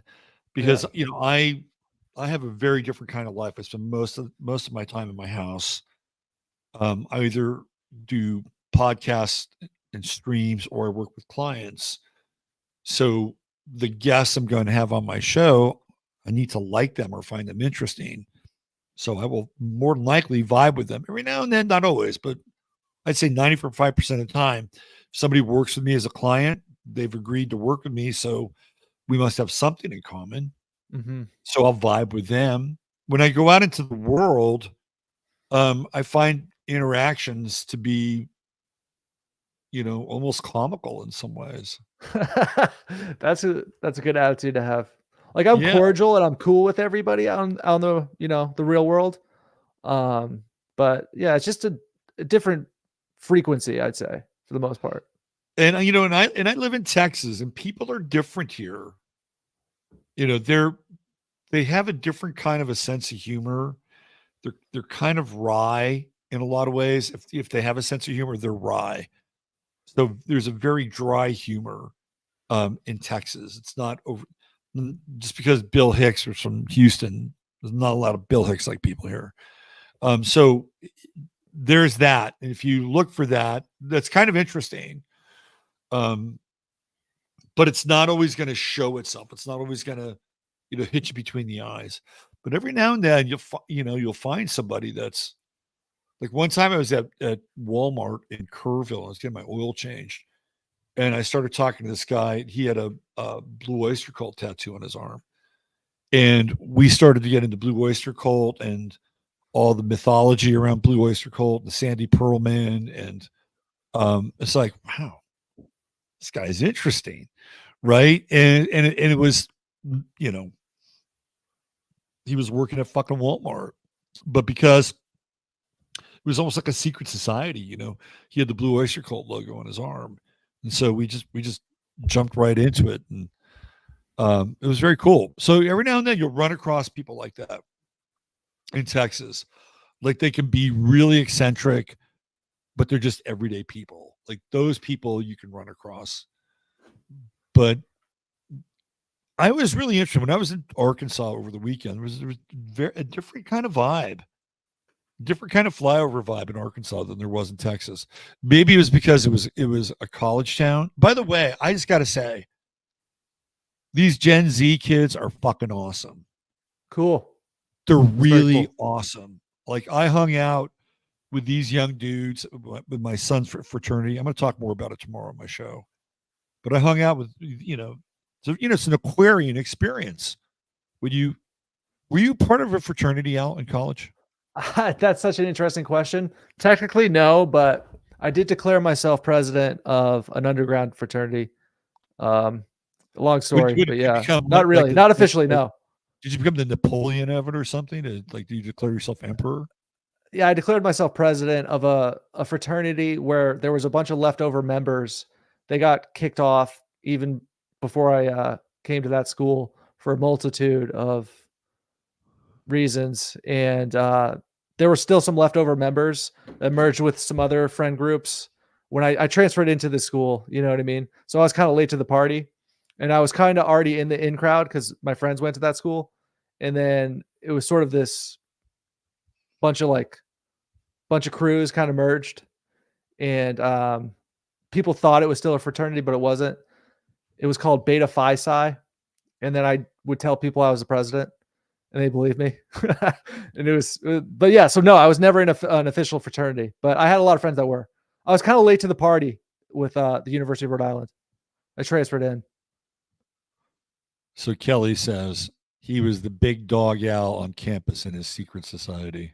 Yeah, pretty much. It wasn't that So much of a secret though. so my kid's fraternity actually is brand new. Well, there are other chapters of it, but it's brand new to University of Arkansas. It's been around for 5 years, and they actually have their frat house off campus, Mm-hmm. which is very different. Like when you walk up to, I think it's called Bob Johnson Stadium or Bob Johnson Field, Yeah. Bob Johnson Field in Arkansas. So you walk up this hill and you're headed towards the stadium. And on the right, there are frat houses like Roman temples, Mm-hmm. on the side of the street up on the hill, right? And those are like where your, real blue blood frats are. My kid's frat is in a fucking house in the suburbs. I swear to God. I mean, that's Right. No, I've been in yeah. a similar situation. Like when I went to school at the University of Rhode Island, there are 2 neighborhoods, and they're like suburban neighborhoods, and every house is a college kid house. So Yeah. like we lived in a suburban house, and it's by the beach, so it was pretty rad. But yeah, I'm But familiar like with crazy housing and that. I dug these kids. They were Yeah. really cool. It was a cookout, so they had a grill and they're grilling barbecued wings, and the music was awesome. It was like, 70s power rock and early 90s grunge. I mean, that's what these kids were listening to. I'm like, it was a dad's weekend. So a lot of these kids were raised by Gen X parents. Okay. I'm a little bit older than a Gen X parent, but that's who I was in with over the weekend, and that was the soundtrack for Gen X. Listening to that early 70s rock when they were kids in the car, and as they came of age, they started listening to grunge. Mm-hmm. Right. So that was really cool. And these kids were awesome. And so I had this one conversation with this one kid. He was born on 222. He's a Pisces. This kid was such a trip, man. We were having a really advanced conversation. We were talking about dystopia. We were talking about AI. We're talking about Terrence McKenna, novelty, time wave zero. Like, he was a really interesting kid. So, and I ran into variations of those conversations, over the course of the weekend. And I don't know, man. I love Gen Z. I think they're great. I think they're pretty based, and we cannot let these kids go to war. We just can't let them go to war. Yeah, fuck that. I agree. Yeah. My take on Gen Z is 85% of them I kind of write off, but that 15% that are based are worth fighting for, in my view. You know what I mean? Fighting for their future. I don't know, man. I've had Gen Z like our boy Longo is a Gen Z. Right, but he's in that 15% of like base and cool. I have met through Old World Florida clients who are Gen Z that come through that gate. Quite a few, actually. Okay. And they're all super, super cool. And even prior to Longo, when I would have these, it wasn't just relegated to young men. I would have young women Gen Z clients, and it's amazing the concepts that they get. And this guy who I was talking to, he said, we're the first generation that had total access to the internet. He said, you wouldn't believe the shit I was seeing when I was 14 years old. It changed I can imagine. life. Yeah. And I can't unsee it. So 85-15 was rather harsh, right? Maybe we're going like 70-30, 30% based, or are you going like 40% based on this generation? Oh, I'd go higher. You're going 50% based. You're going 60% based. I'm going 70-30. 70% based. I didn't anticipate a number quite that high. Wow. Yeah. So my number was harsh, but you're going 70% based. I'm going, and I'll tell you why. It's because the 30% get the noise. Okay. They're on a different frequency. Totally. Right. Okay. 70% base. That's an incredible number. I hope you're right, man. Well, I'll tell you what I based my number on. You ready? Tell me. College football. Last year, actually, it was 2021, I think, fall 2021. And Mr. Fauci was telling everybody to stay home. What was going on at the college stadiums? Dude, you're right. College football was the one thing that was like, fuck you. We're filling these stadiums. You're totally right. I was so proud of that culture in particular. That was Gen Z. Let's go. Yep. That's awesome. And I was on that campus, and I mingled amongst these kids, and maybe it was just being in Fayetteville, University of Arkansas. I have this one image burned into my head where there were these three girls that were standing sort of two layers down from me, and I was in the student section. And one of them, so there was this, they had this promotion on the field for this jukebox company. And it was like, the crowd noise chose which song they were going to play. So I knew I was in a different part of the world because one of the options was Country Roads by John Denver. And the other was, I think, Chattahoochee or Waxahoochee or some song like that by Alan Jackson. So the Alan Jackson song won. I never heard it before. I've heard Country Roads. And this young girl who was in front of me, cute as a button, had a little red ribbon for Arkansas in her hair. She's kind of bouncing around. She knows every lyric to the song, and she's going like this to her friends, right? I'm going, man, I am in a different part of the world. And then there was this one song that was like really kind of rockin' country, and it was "Don't Mess with the USA," and all her and her two friends were jamming to that song. They knew every lyric to the song. I looked around, and people were singing that song, and they had their hands in the air. I'm like, I'm going to, this generation gets it, right? And they are in part reactionary, but I think Sagittarius, which Pluto and Sag is based on with Gen Z, understands the truth, right? This is a generation that understands the truth. So I love them. I think they're great. And nice. I just hope that we can, protect them so they don't go to a fucking meat grinder for Israel and all the World Economic Forum and dark lords of, finance, and just keep them away. And they've been, and Al, I don't know if you've noticed this, but did you see that commercial that they have out now for the Army just came out? Yeah, I did. Where it's all white guys and they're in the helicopter. All white guys and they're jumping out of the plane. It's like, send us your strong, white, virile, unvaccinated men to fight and die for this country. Fuck that. It's really, that's the message. And they're starting to pump up the war machine, the propaganda machine. I saw that they had they've got a reality series now based on Navy SEALs, right? It's like, what's going on? We're going to start to get war programming, and they're going to try to, we talked about this before with the True Node in Aries and Chiron in Aries. They're going to re-engineer the brains of young men because they've been shitting on them for the last 30 years. Now they're going to build them up to send them to war. Build them up with the idea that, go be an alpha, go to war. Yeah. That's you know what they're going to do, dude? They're going to infiltrate the red pill manosphere as a recruitment ground. That's what I would do if I was a strategist. You know what I mean? Yep. I could see that happening.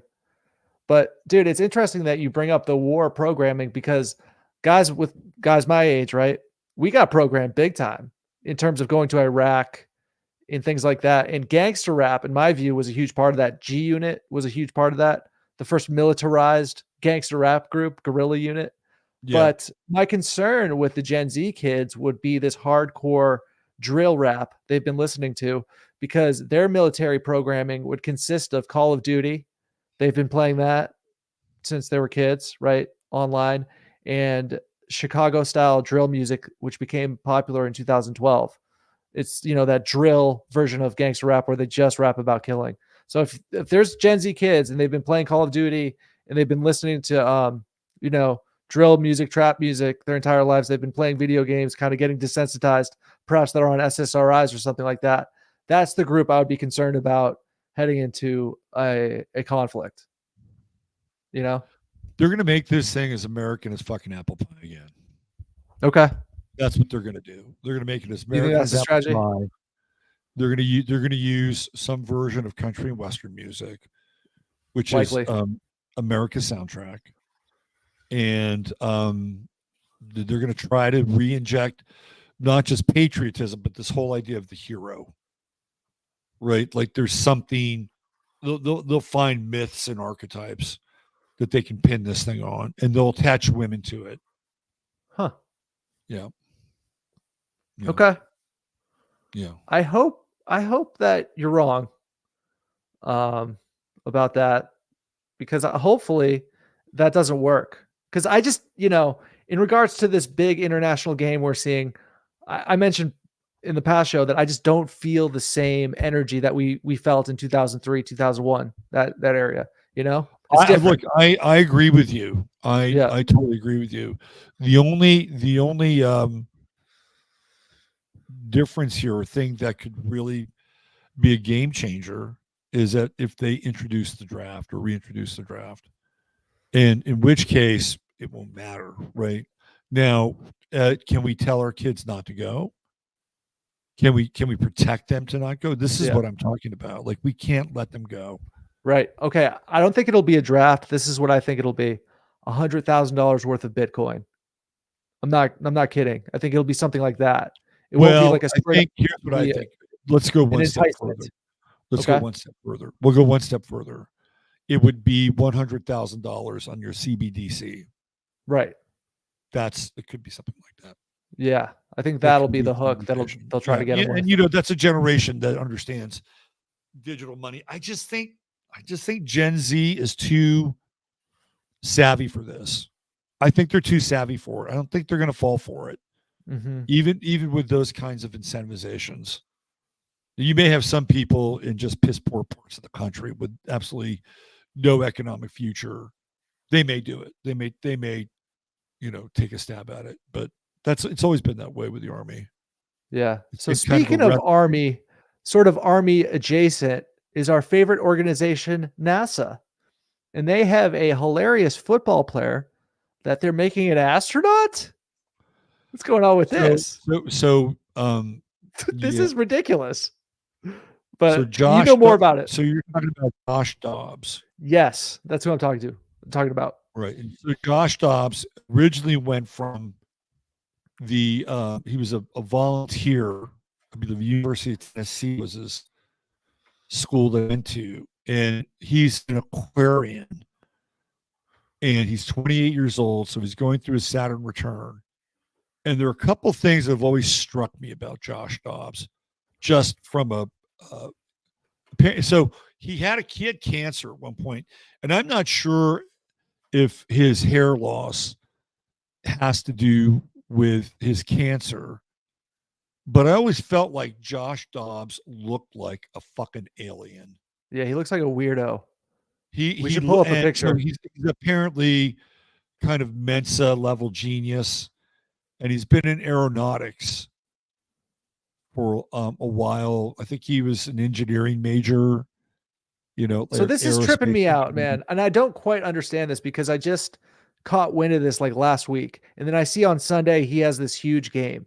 So he's this current NFL quarterback for the Minnesota Vikings that they're also training to be an astronaut. Is that what's happening here? So here's the weird thing about Josh Dobbs. Here he is, with the NASA logo behind him. Oh my God! But Josh Dobbs started off with the Arizona Cardinals this season, and he played pretty well. He's been around a bit. Yeah. He hung out on the Pittsburgh Steelers roster for a while, a few other teams. This was him in college, and eventually loses all of his hair. Maybe it has to do with the cancer thing, but he played really well for Arizona. And then they released him, and he was picked up by the Vikings because Kirk Cousins got hurt. And when you look at the two of them, Cousins is a Leo and Josh Dobbs is an Aquarian. So you have this polar opposition.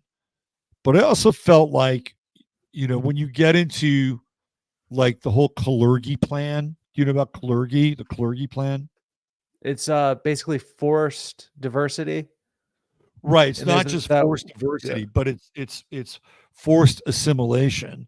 So you basically wind up having like one colored race. Okay. Right.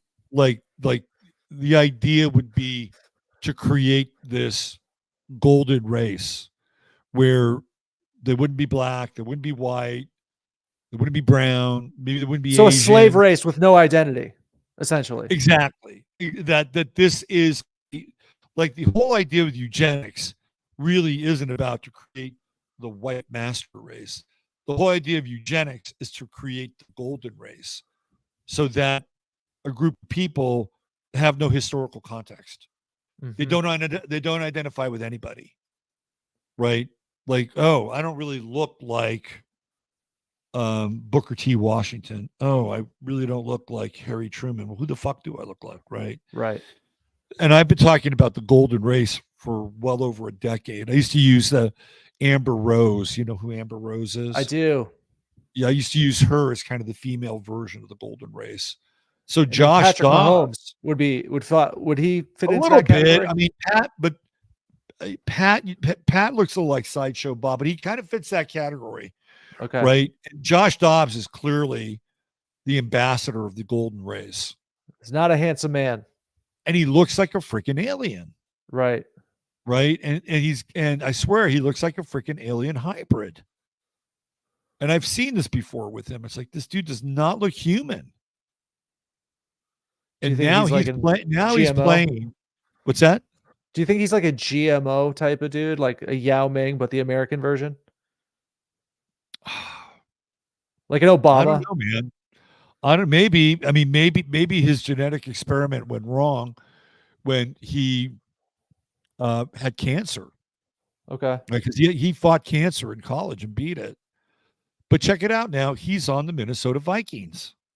That ties in with the purple red. Okay. Right? Like, wouldn't the Josh Dobbs narrative be really interesting? And then you would have maybe the Chiefs and the Vikings, which teams I played in the 1970 Super Bowl, the second Super Bowl between the Jets was the first Super Bowl where both teams were part of the NFL but came from different conferences.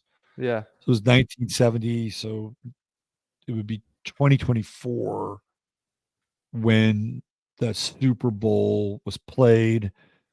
That Super Bowl started in the 1969 season. So what would you get out of that? You would get what, 55 years? Was that what it would be? 55 years. I'm 63, so it'd be 9 years. So it'd be about 54, 55 years. Anyway, it would be a replay of that Super Bowl. And then you would have two guys who would kind of fit that. Ooh, with my Jets? Let's go. Okay. Well, but I gotta say, the Jets were the Colts in the 1969 Super Bowl, but started in the 68 season. Okay, so what's interesting about this narrative that trips me out is the fucking NASA connection. Like that gets a cult. You know what I mean? And I gotta say, man, I didn't know who this dude was a week ago, but they were kissing this guy's ass all weekend. He had a good game, and they just were relentless with the lionizing of this guy. It's been his year. I mean, he came off of I think they picked him up. Let's see what his family looks like. Let's see the Dobbs family. They picked him up off waivers. Oh, come on. Are you there? I'm here. What's up? I can hear you. I can see you. Yeah. I'm having a rainbow wheel moment. Hold on. Yeah. I think the audience can still hear you.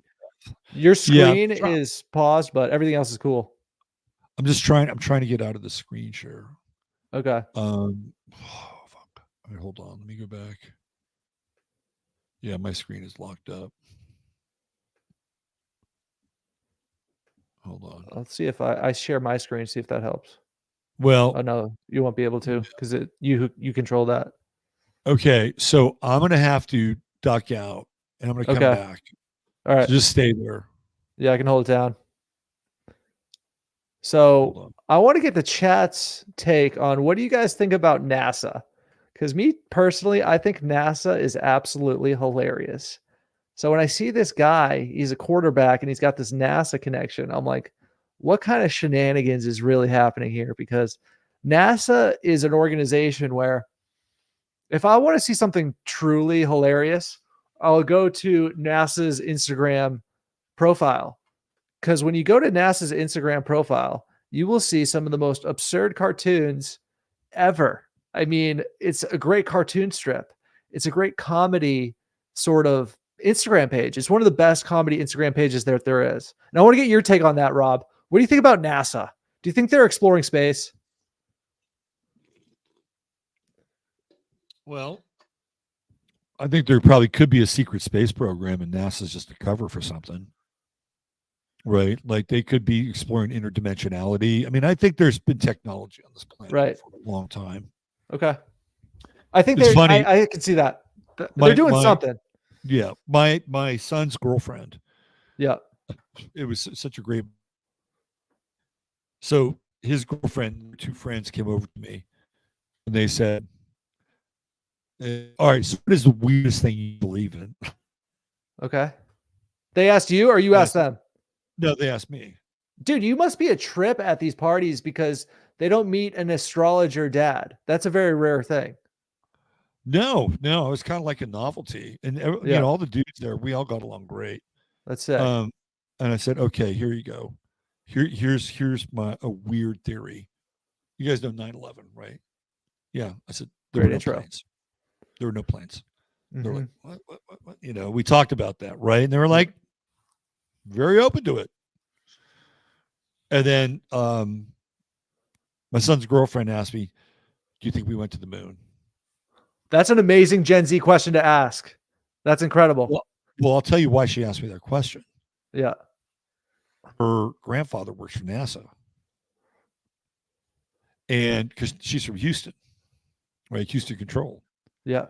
And I said, not officially. Not officially, not the way that they've showed us. And she's like, well, my grandfather works for NASA. I said, well, did you ever ask him? And she said, he said some really weird things, right? Like he didn't say yes and he didn't say no. You know, maybe he had a couple of Buzz Aldrin moments, right? Most of those guys at NASA, when they were all working there, they were all Masons. Right. All of them were Masons. Right. So what does that tell us about Mr. Dobbs? Well, he might just be a dupe. Okay. But he's weird, man. I mean, yeah. I swear to God, he looks like a freaking hybrid. You know, he's like the hybrid of the golden race. Right? What would happen? And he's an Aquarian too, so he's odd, right? He's unusual. What would happen if somehow the Minnesota Vikings, Purple Revolution, George Floyd, BLM, right? Twin Cities, Black Lives Matter, that whole kind of purple narrative. Then you have this guy who looks like he's the offspring of a freaking Zeta Reticulin and Jim Brown and Raquel Welch or something like that, right? I mean, that's kind of what he looks like. He's very odd looking. And all of a sudden, he becomes the face of football. Like, wouldn't that be weird? That would be weird. Be really, but you know what? It'd be appropriate for Pluto going into Aquarius. All right, you're a betting guy. Okay. Here's a prop bet. Josh Dobbs, Super Bowl MVP. Josh Dobbs, Super Bowl MVP, $50. Yeah, I'll look at the return because I like this narrative, dude, because that's what I look for. And I haven't given up on my Jets yet. I think there's still a narrative there. Aaron Rodgers has confirmed he's probably coming back mid-December. I think that's quite the narrative, dude. Because you know what's so funny? A lot of people are just kind of overlooking when Kobe Bryant tore his Achilles, he was out for 8 months. And now Aaron Rodgers, he's out for like 3 months. Interesting. Yeah. Right? Yeah. So, yeah, I mean, a lot of weird stuff is going on with this Dobbs guy. And, you know, when I saw him in that NASA spacesuit, I'm like, what the fuck is going on here? And I think we've gotten to the bottom of it. This might be the script because, you know, that's what I look for as a betting man. I look in how to hack into the script, and we may have just done that. Well, it makes sense, right? I mean, Josh checks those weird boxes. And the Super Bowl is an Aquarian event. Because it takes place in Aquarius. Okay. Takes place in Aquarius. Yeah. And then Pluto, pretty sure Pluto will be in Aquarius at that time. So that could be another kind of usher into the Aquarian age, with this weird Aquarian ambassador, Josh Dobbs. Dude, his head almost looks like an astronaut's head without the helmet. He looks like an alien. Mm-hmm. He looks like an alien hybrid. Right? If you were to infuse like the Kalergi, like you're playing master geneticist, like you're Enki, and you infuse the Kalergi concoction with a little bit of like Zeta Reticulin DNA, stir it all up, you get Josh Dobbs. Wow. We'll see how it all plays out, man. We'll see how it all Mary plays Lee out. Says he's a gray. He's a golden gray. I'm one of those people with NASA. I know they're up to something. I feel like they're exploring the innerverse. I feel like NASA is somewhat similar to NSA. Like they're not that different. I don't even know how to say that word. Philologically or whatever the fuck that word is. They're somewhat similar. I think that NASA is doing very introspective things. I reject the idea of space travel entirely. I don't think it's real. I think this is it, man. I think this is where we're at. So I just don't think that the moon is something you can travel to, and it ties into astrology because I'm one of those people also that I see the planets and the stars as part of us. Like, I don't think of course they are. It's any different. You know what I'm saying? And once I made that connection, that was huge for me. Right. And it sort of made astrology so real to me because, Jupiter isn't a billion trillion miles away, whatever the mainline narrative is. Jupiter's here. You know what I mean? The sun's here, the moon's here, all that in our own unique different ways. That's like my Al Dog cosmology. Yes. They called him Al Dobbs high school. That tells me that he's been in an experiment for a long time. He's been sort of engineered for a while, Yeah. Yeah. I mean, he's got a laboratory vibe written on. Who is the guy that played? He started off playing there. Jeff, what's his name? He was a quarterback, played for Southwest Louisiana. Pretty good quarterback. He was on the same Tennessee. I remember reading the story. Somebody put it online. He was on the same Tennessee Vols team, and him and Josh Dobbs were kind of competing for the Jeff Tannenbaum. No. He used to be the GM of the Miami Dolphins. What was his name? Played with Southwest Louisiana. Anyway, the story is that the offensive line, who was black, would not block for him. So when he was quarterbacking, he couldn't get Chris Greer? No. Chris Greer is a GM for the Miami Dolphins. Okay. And they would block for Josh Dobbs. It was like, oh, okay. It was like, okay, we're gonna force the hand a little bit here. So yeah, interesting. All right, man. I wish we had our cool outro, but we'll be back next week with the intro and outro. Unless you got anything else. Is the show over already? Yeah, I think we're closing in at 2 hours. Sleep, right? Yeah, I got to get some sleep. I got to try to. It's been weird. I've been in a weird sleep cycle where it's like I work all week and then I wake up super early on Saturday. I work on my own stuff and then I sleep in on Sunday. And then this has happened the last 2 weeks. And then Sunday night, I don't sleep at all. And then last week, Monday night, I didn't really sleep at all either. And then on Wednesday, I fall asleep at like 7. So it's like I got to get out of this cycle somehow. I got to change something up. Because it's like, it's wild. When you don't sleep for 24 hours, you don't really feel it that day. Like today, I was pretty much fine because I had a lot of coffee. But 2 days from now is when you just crash. You just sleep for like an insane amount of time for like 15 hours at least. You know what I mean? And I'm one of those people, like people hype up this 8-hour sleep thing, but I typically get like 4 or 5. You know what I mean? Yeah. But yeah, it is what it is. It's a cycle. And I'm in a very bizarre cycle. Yeah. Well, who knows? Maybe you're picking up on something in the atmosphere. Could be. Yeah. All right, man. I'm definitely going to watch, what's it called? The Astro Weather. I think that is, there's this one question I wanted to ask you before we go. And I think it's a Yeah. really funny, interesting question. It's like, who do you listen to? Who are the internet personalities that you listen to, Robert Phoenix, other than Jason Whitlock? And I'll tell you mine. I just wanted to ask you that. So I try not to listen to too many people Okay. because You want to produce, and maybe as an you know, artist, you don't want other people's voices in your head. I generally don't. But Right. so John Levi is a friend of mine. So Levi. Interesting, dude, because I just sent you a link. I know. And that is a very, very, very interesting link. Right. I've I heard think you're about going to that enjoy stuff it. for a long time. I've talked to John about those guys. Interesting. We should do a show on this. We should do something totally not sports related because I think this is such an interesting topic. And I really like I really like John. I think he's a good dude. Yeah, because I talked to Wood and Nichols today. He reached out to me. So very interesting. And they had a show together, and they did. When you talk to John, the thing that I get from him, he's very real. Okay. And he's very sincere.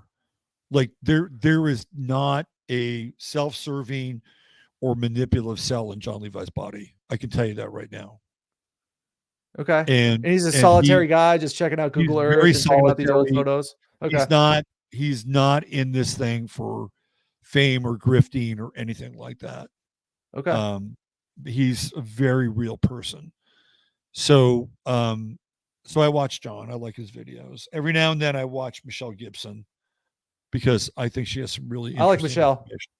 Yeah. And she's quirky. A lot of the people in the Tartaria space are quirky. Our guy Longo, I watch Longo. Mm-hmm. But not a lot of people outside of that. I listen to James Lindsay because I like how he completely deconstructs the social Marxists and all their variant influences. I believe it or not, I watch Jimmy Dore. Jimmy Dore, who's that? Jimmy Dore is a comedian. He's kind of on the left, but kind of watching Jimmy Dore go through transformation.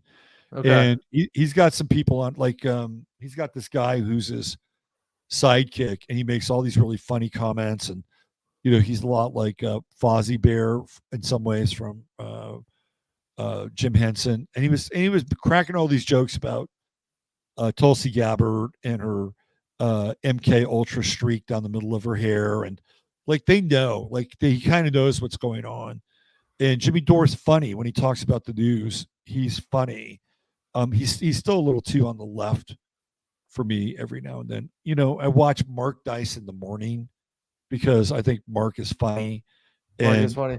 Yeah, and he just he knows what's happening. Mark Dice used to, a long time ago, used to call into C-SPAN shows, and he used to prank phone call C-SPAN shows, and he used to jack him up about the Illuminati and all this other. So Mark Dice has been around for a long time. So I just watch him in the morning, and then I watch a bunch of shows that aren't even like content related in the way that we like. I watch a lot of movie guys on YouTube. Like I watch The Critical Drinker, Dave Cullen, people like, and I'll watch stuff like Tribal People Eat Food. These people from Pakistan, all this American food and shit, and they do this. I watch stuff like that. I watch animal videos that cooking. I like to watch, fucking cooking shit, street cooking from Korea. I love stuff like that. Yeah. Very cool, man. So me personally, I listen to Owen Benjamin. I feel like he's 10 years older than me. So it's kind of like, I sort of look up to him in a way. I revere the guy quite a bit.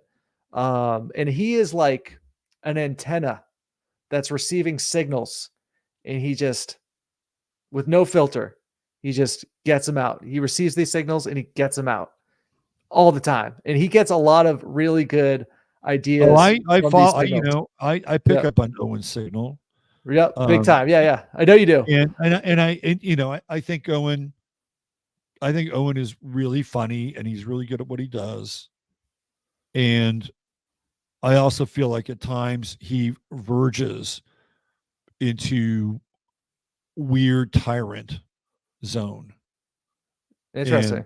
And like there are I a lot kind of of want people him on the show. I kind of want to have him on Sirius Sports. You know what I because mean? there are some people in Barataria who've been burned by him Okay. and have not had good experiences. Right. Well, But the yeah, thing about him is that he doesn't give a fuck and he just keeps going. Right. exactly. He just keeps going. So like in terms of listening to somebody, it's just like there's no filter, and that's why I like listening to him. As far as people getting burned in Baratari and stuff, I don't know. You know, that's on them. You know what I mean? I don't know what they were expecting from Well, a comedian in I a think barn. the bottom You know? line is that he promoted a plot of land where people could go live, and people paid him to go. Nah, that's not what happened. He didn't promote it as somewhere people could live. He promoted it as a place where they could have festivals and they could have comedy shows. But I want to have him on the show because he's a trip at some Yeah, point. If you want to, I think that'd be really cool. yeah, no. I mean, I think Owen's brilliant. Right. He's brilliant. Right. So And Owen. Okay, sorry. Go ahead. no, I didn't mean to cut you off. I think he's brilliant. So him, It's do you know who E. Michael Jones is? I do. I love that guy. I've Love had him. I've had him on my show a couple times. I got to check that out because his books, man, top notch. Like E. top Michael notch. Jones is one of the great scholars of our time. I'd agree with that And 100%. he's actually really funny. Mm-hmm. Like he can be hilarious. And he pretty much excommunicated Owen. They had I'm fully up to date on this. They had a little tiff, and I think they got over it as men. You know what I mean? I think they've shouted each other out, and that just happens sometimes. Good. So there's Owen. Because Owen needs Michael Jones. I'm telling you right now, he needs him. Because E. Michael Jones knows more about Catholicism and religion than Owen will ever. He'll forget more about Owen will ever know. So E. Michael Jones has legitimacy. Well, they can talk. They've talked before. You know what I mean? I'm just telling you, Owen could, read up on a bunch of shit. This is Michael Jones's life. He's lived it, right? E. Michael Jones has written, scholarly books, which you are well aware of that, sell for anywhere between $55 to $150 a book, right? Thoroughly footnoted, annotated, historical. That's the kind of intelligence Michael Jones has. And it's rooted in the history of Catholicism. I mean, he could go down and, quote, scholars, church scholars from, the 13th fucking century, right? I mean, that's how deep he goes. So I think Owen needs Michael Jones more than he needs Owen. I think they're both fine. They're both crushing it, man. So I'm just telling you, I think he gives Owen a little bit more gravitas. Okay. That's what I think. Okay. So there's Owen, Crow 777. I listen to his show. That's the only audio show I listen to. I listen to your stuff. I think the Astro weather is imperative. I enjoy that. Longo, Gardner. So you don't listen to my 15 minutes of flame, do you? Do you listen? I don't, but I kind of like what you're doing with that because you do that so you can be uncensored, essentially, right? Well, yeah. I mean, I've been doing that. I've been doing that show since like 2015. I've been doing it for 8 years. And it's on your own private site, so you can say what you want. I had to jump over to Rumble because my site got hacked. But I'm fixing my site. I'm having somebody come in and firewall and everything. It's going to go back there. Yeah. But it's essentially kind of my version of Owen, although I don't stream for like 3 hours and play piano and sing songs. Okay. Yeah. So that's pretty much my media diet, but I just always find that to be interesting because some people have this approach where they don't really like to listen to anybody. And I think that's interesting from an artistic standpoint. You know what I mean? Yeah. So. Yeah. And even though I don't listen to him, I love being a part of Christopher Knowles' Twitter feed. because he's got some really good shit. Mm-hmm. I love Christopher Knowles is brilliant, and I'd love to have him on my show more because he's got the synchromistic stuff down and the Watcher stuff down in a really fascinating way. Yeah. Yeah, he's deep into the gravy, as they say, for sure. Yeah. Like I said, I watch a lot of content that isn't content related. Mm-hmm. Some of it is because I like to take my mind off of things, but I also get ideas from non-related stuff. Yeah. Very cool, man.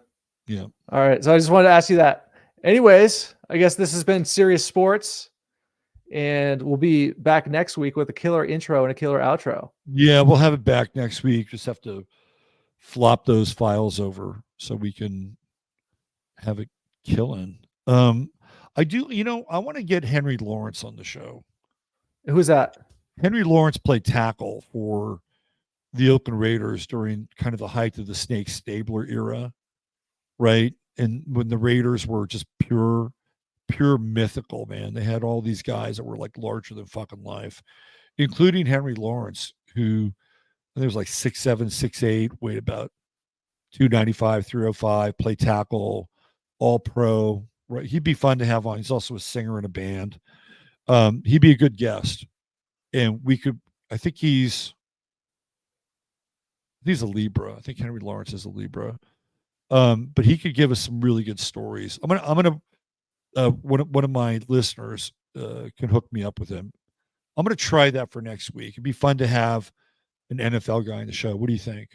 Sounds cool, man. Yeah. All right, go get some sleep. All right, guys. See ya. Stay serious. Later, guys. Peace. That's just me and my show. Thanks for being here, and thanks for joining us, all 37 of you. You're a great audience. Appreciate you all. Hit the like button, subscribe if you haven't. Tell friends about it. It's not your dad's sports show. We talk about it. We come at it from a very different way, different angle, and I love it. Al brings a unique perspective to the conversation, and we're here every Monday night, 6 p.m. time. Please join me tomorrow. Extra weather over on the 11th house. It's a great Lord get together, and then we do 15 minutes of flame after that. All right. Take good care, everybody, for now.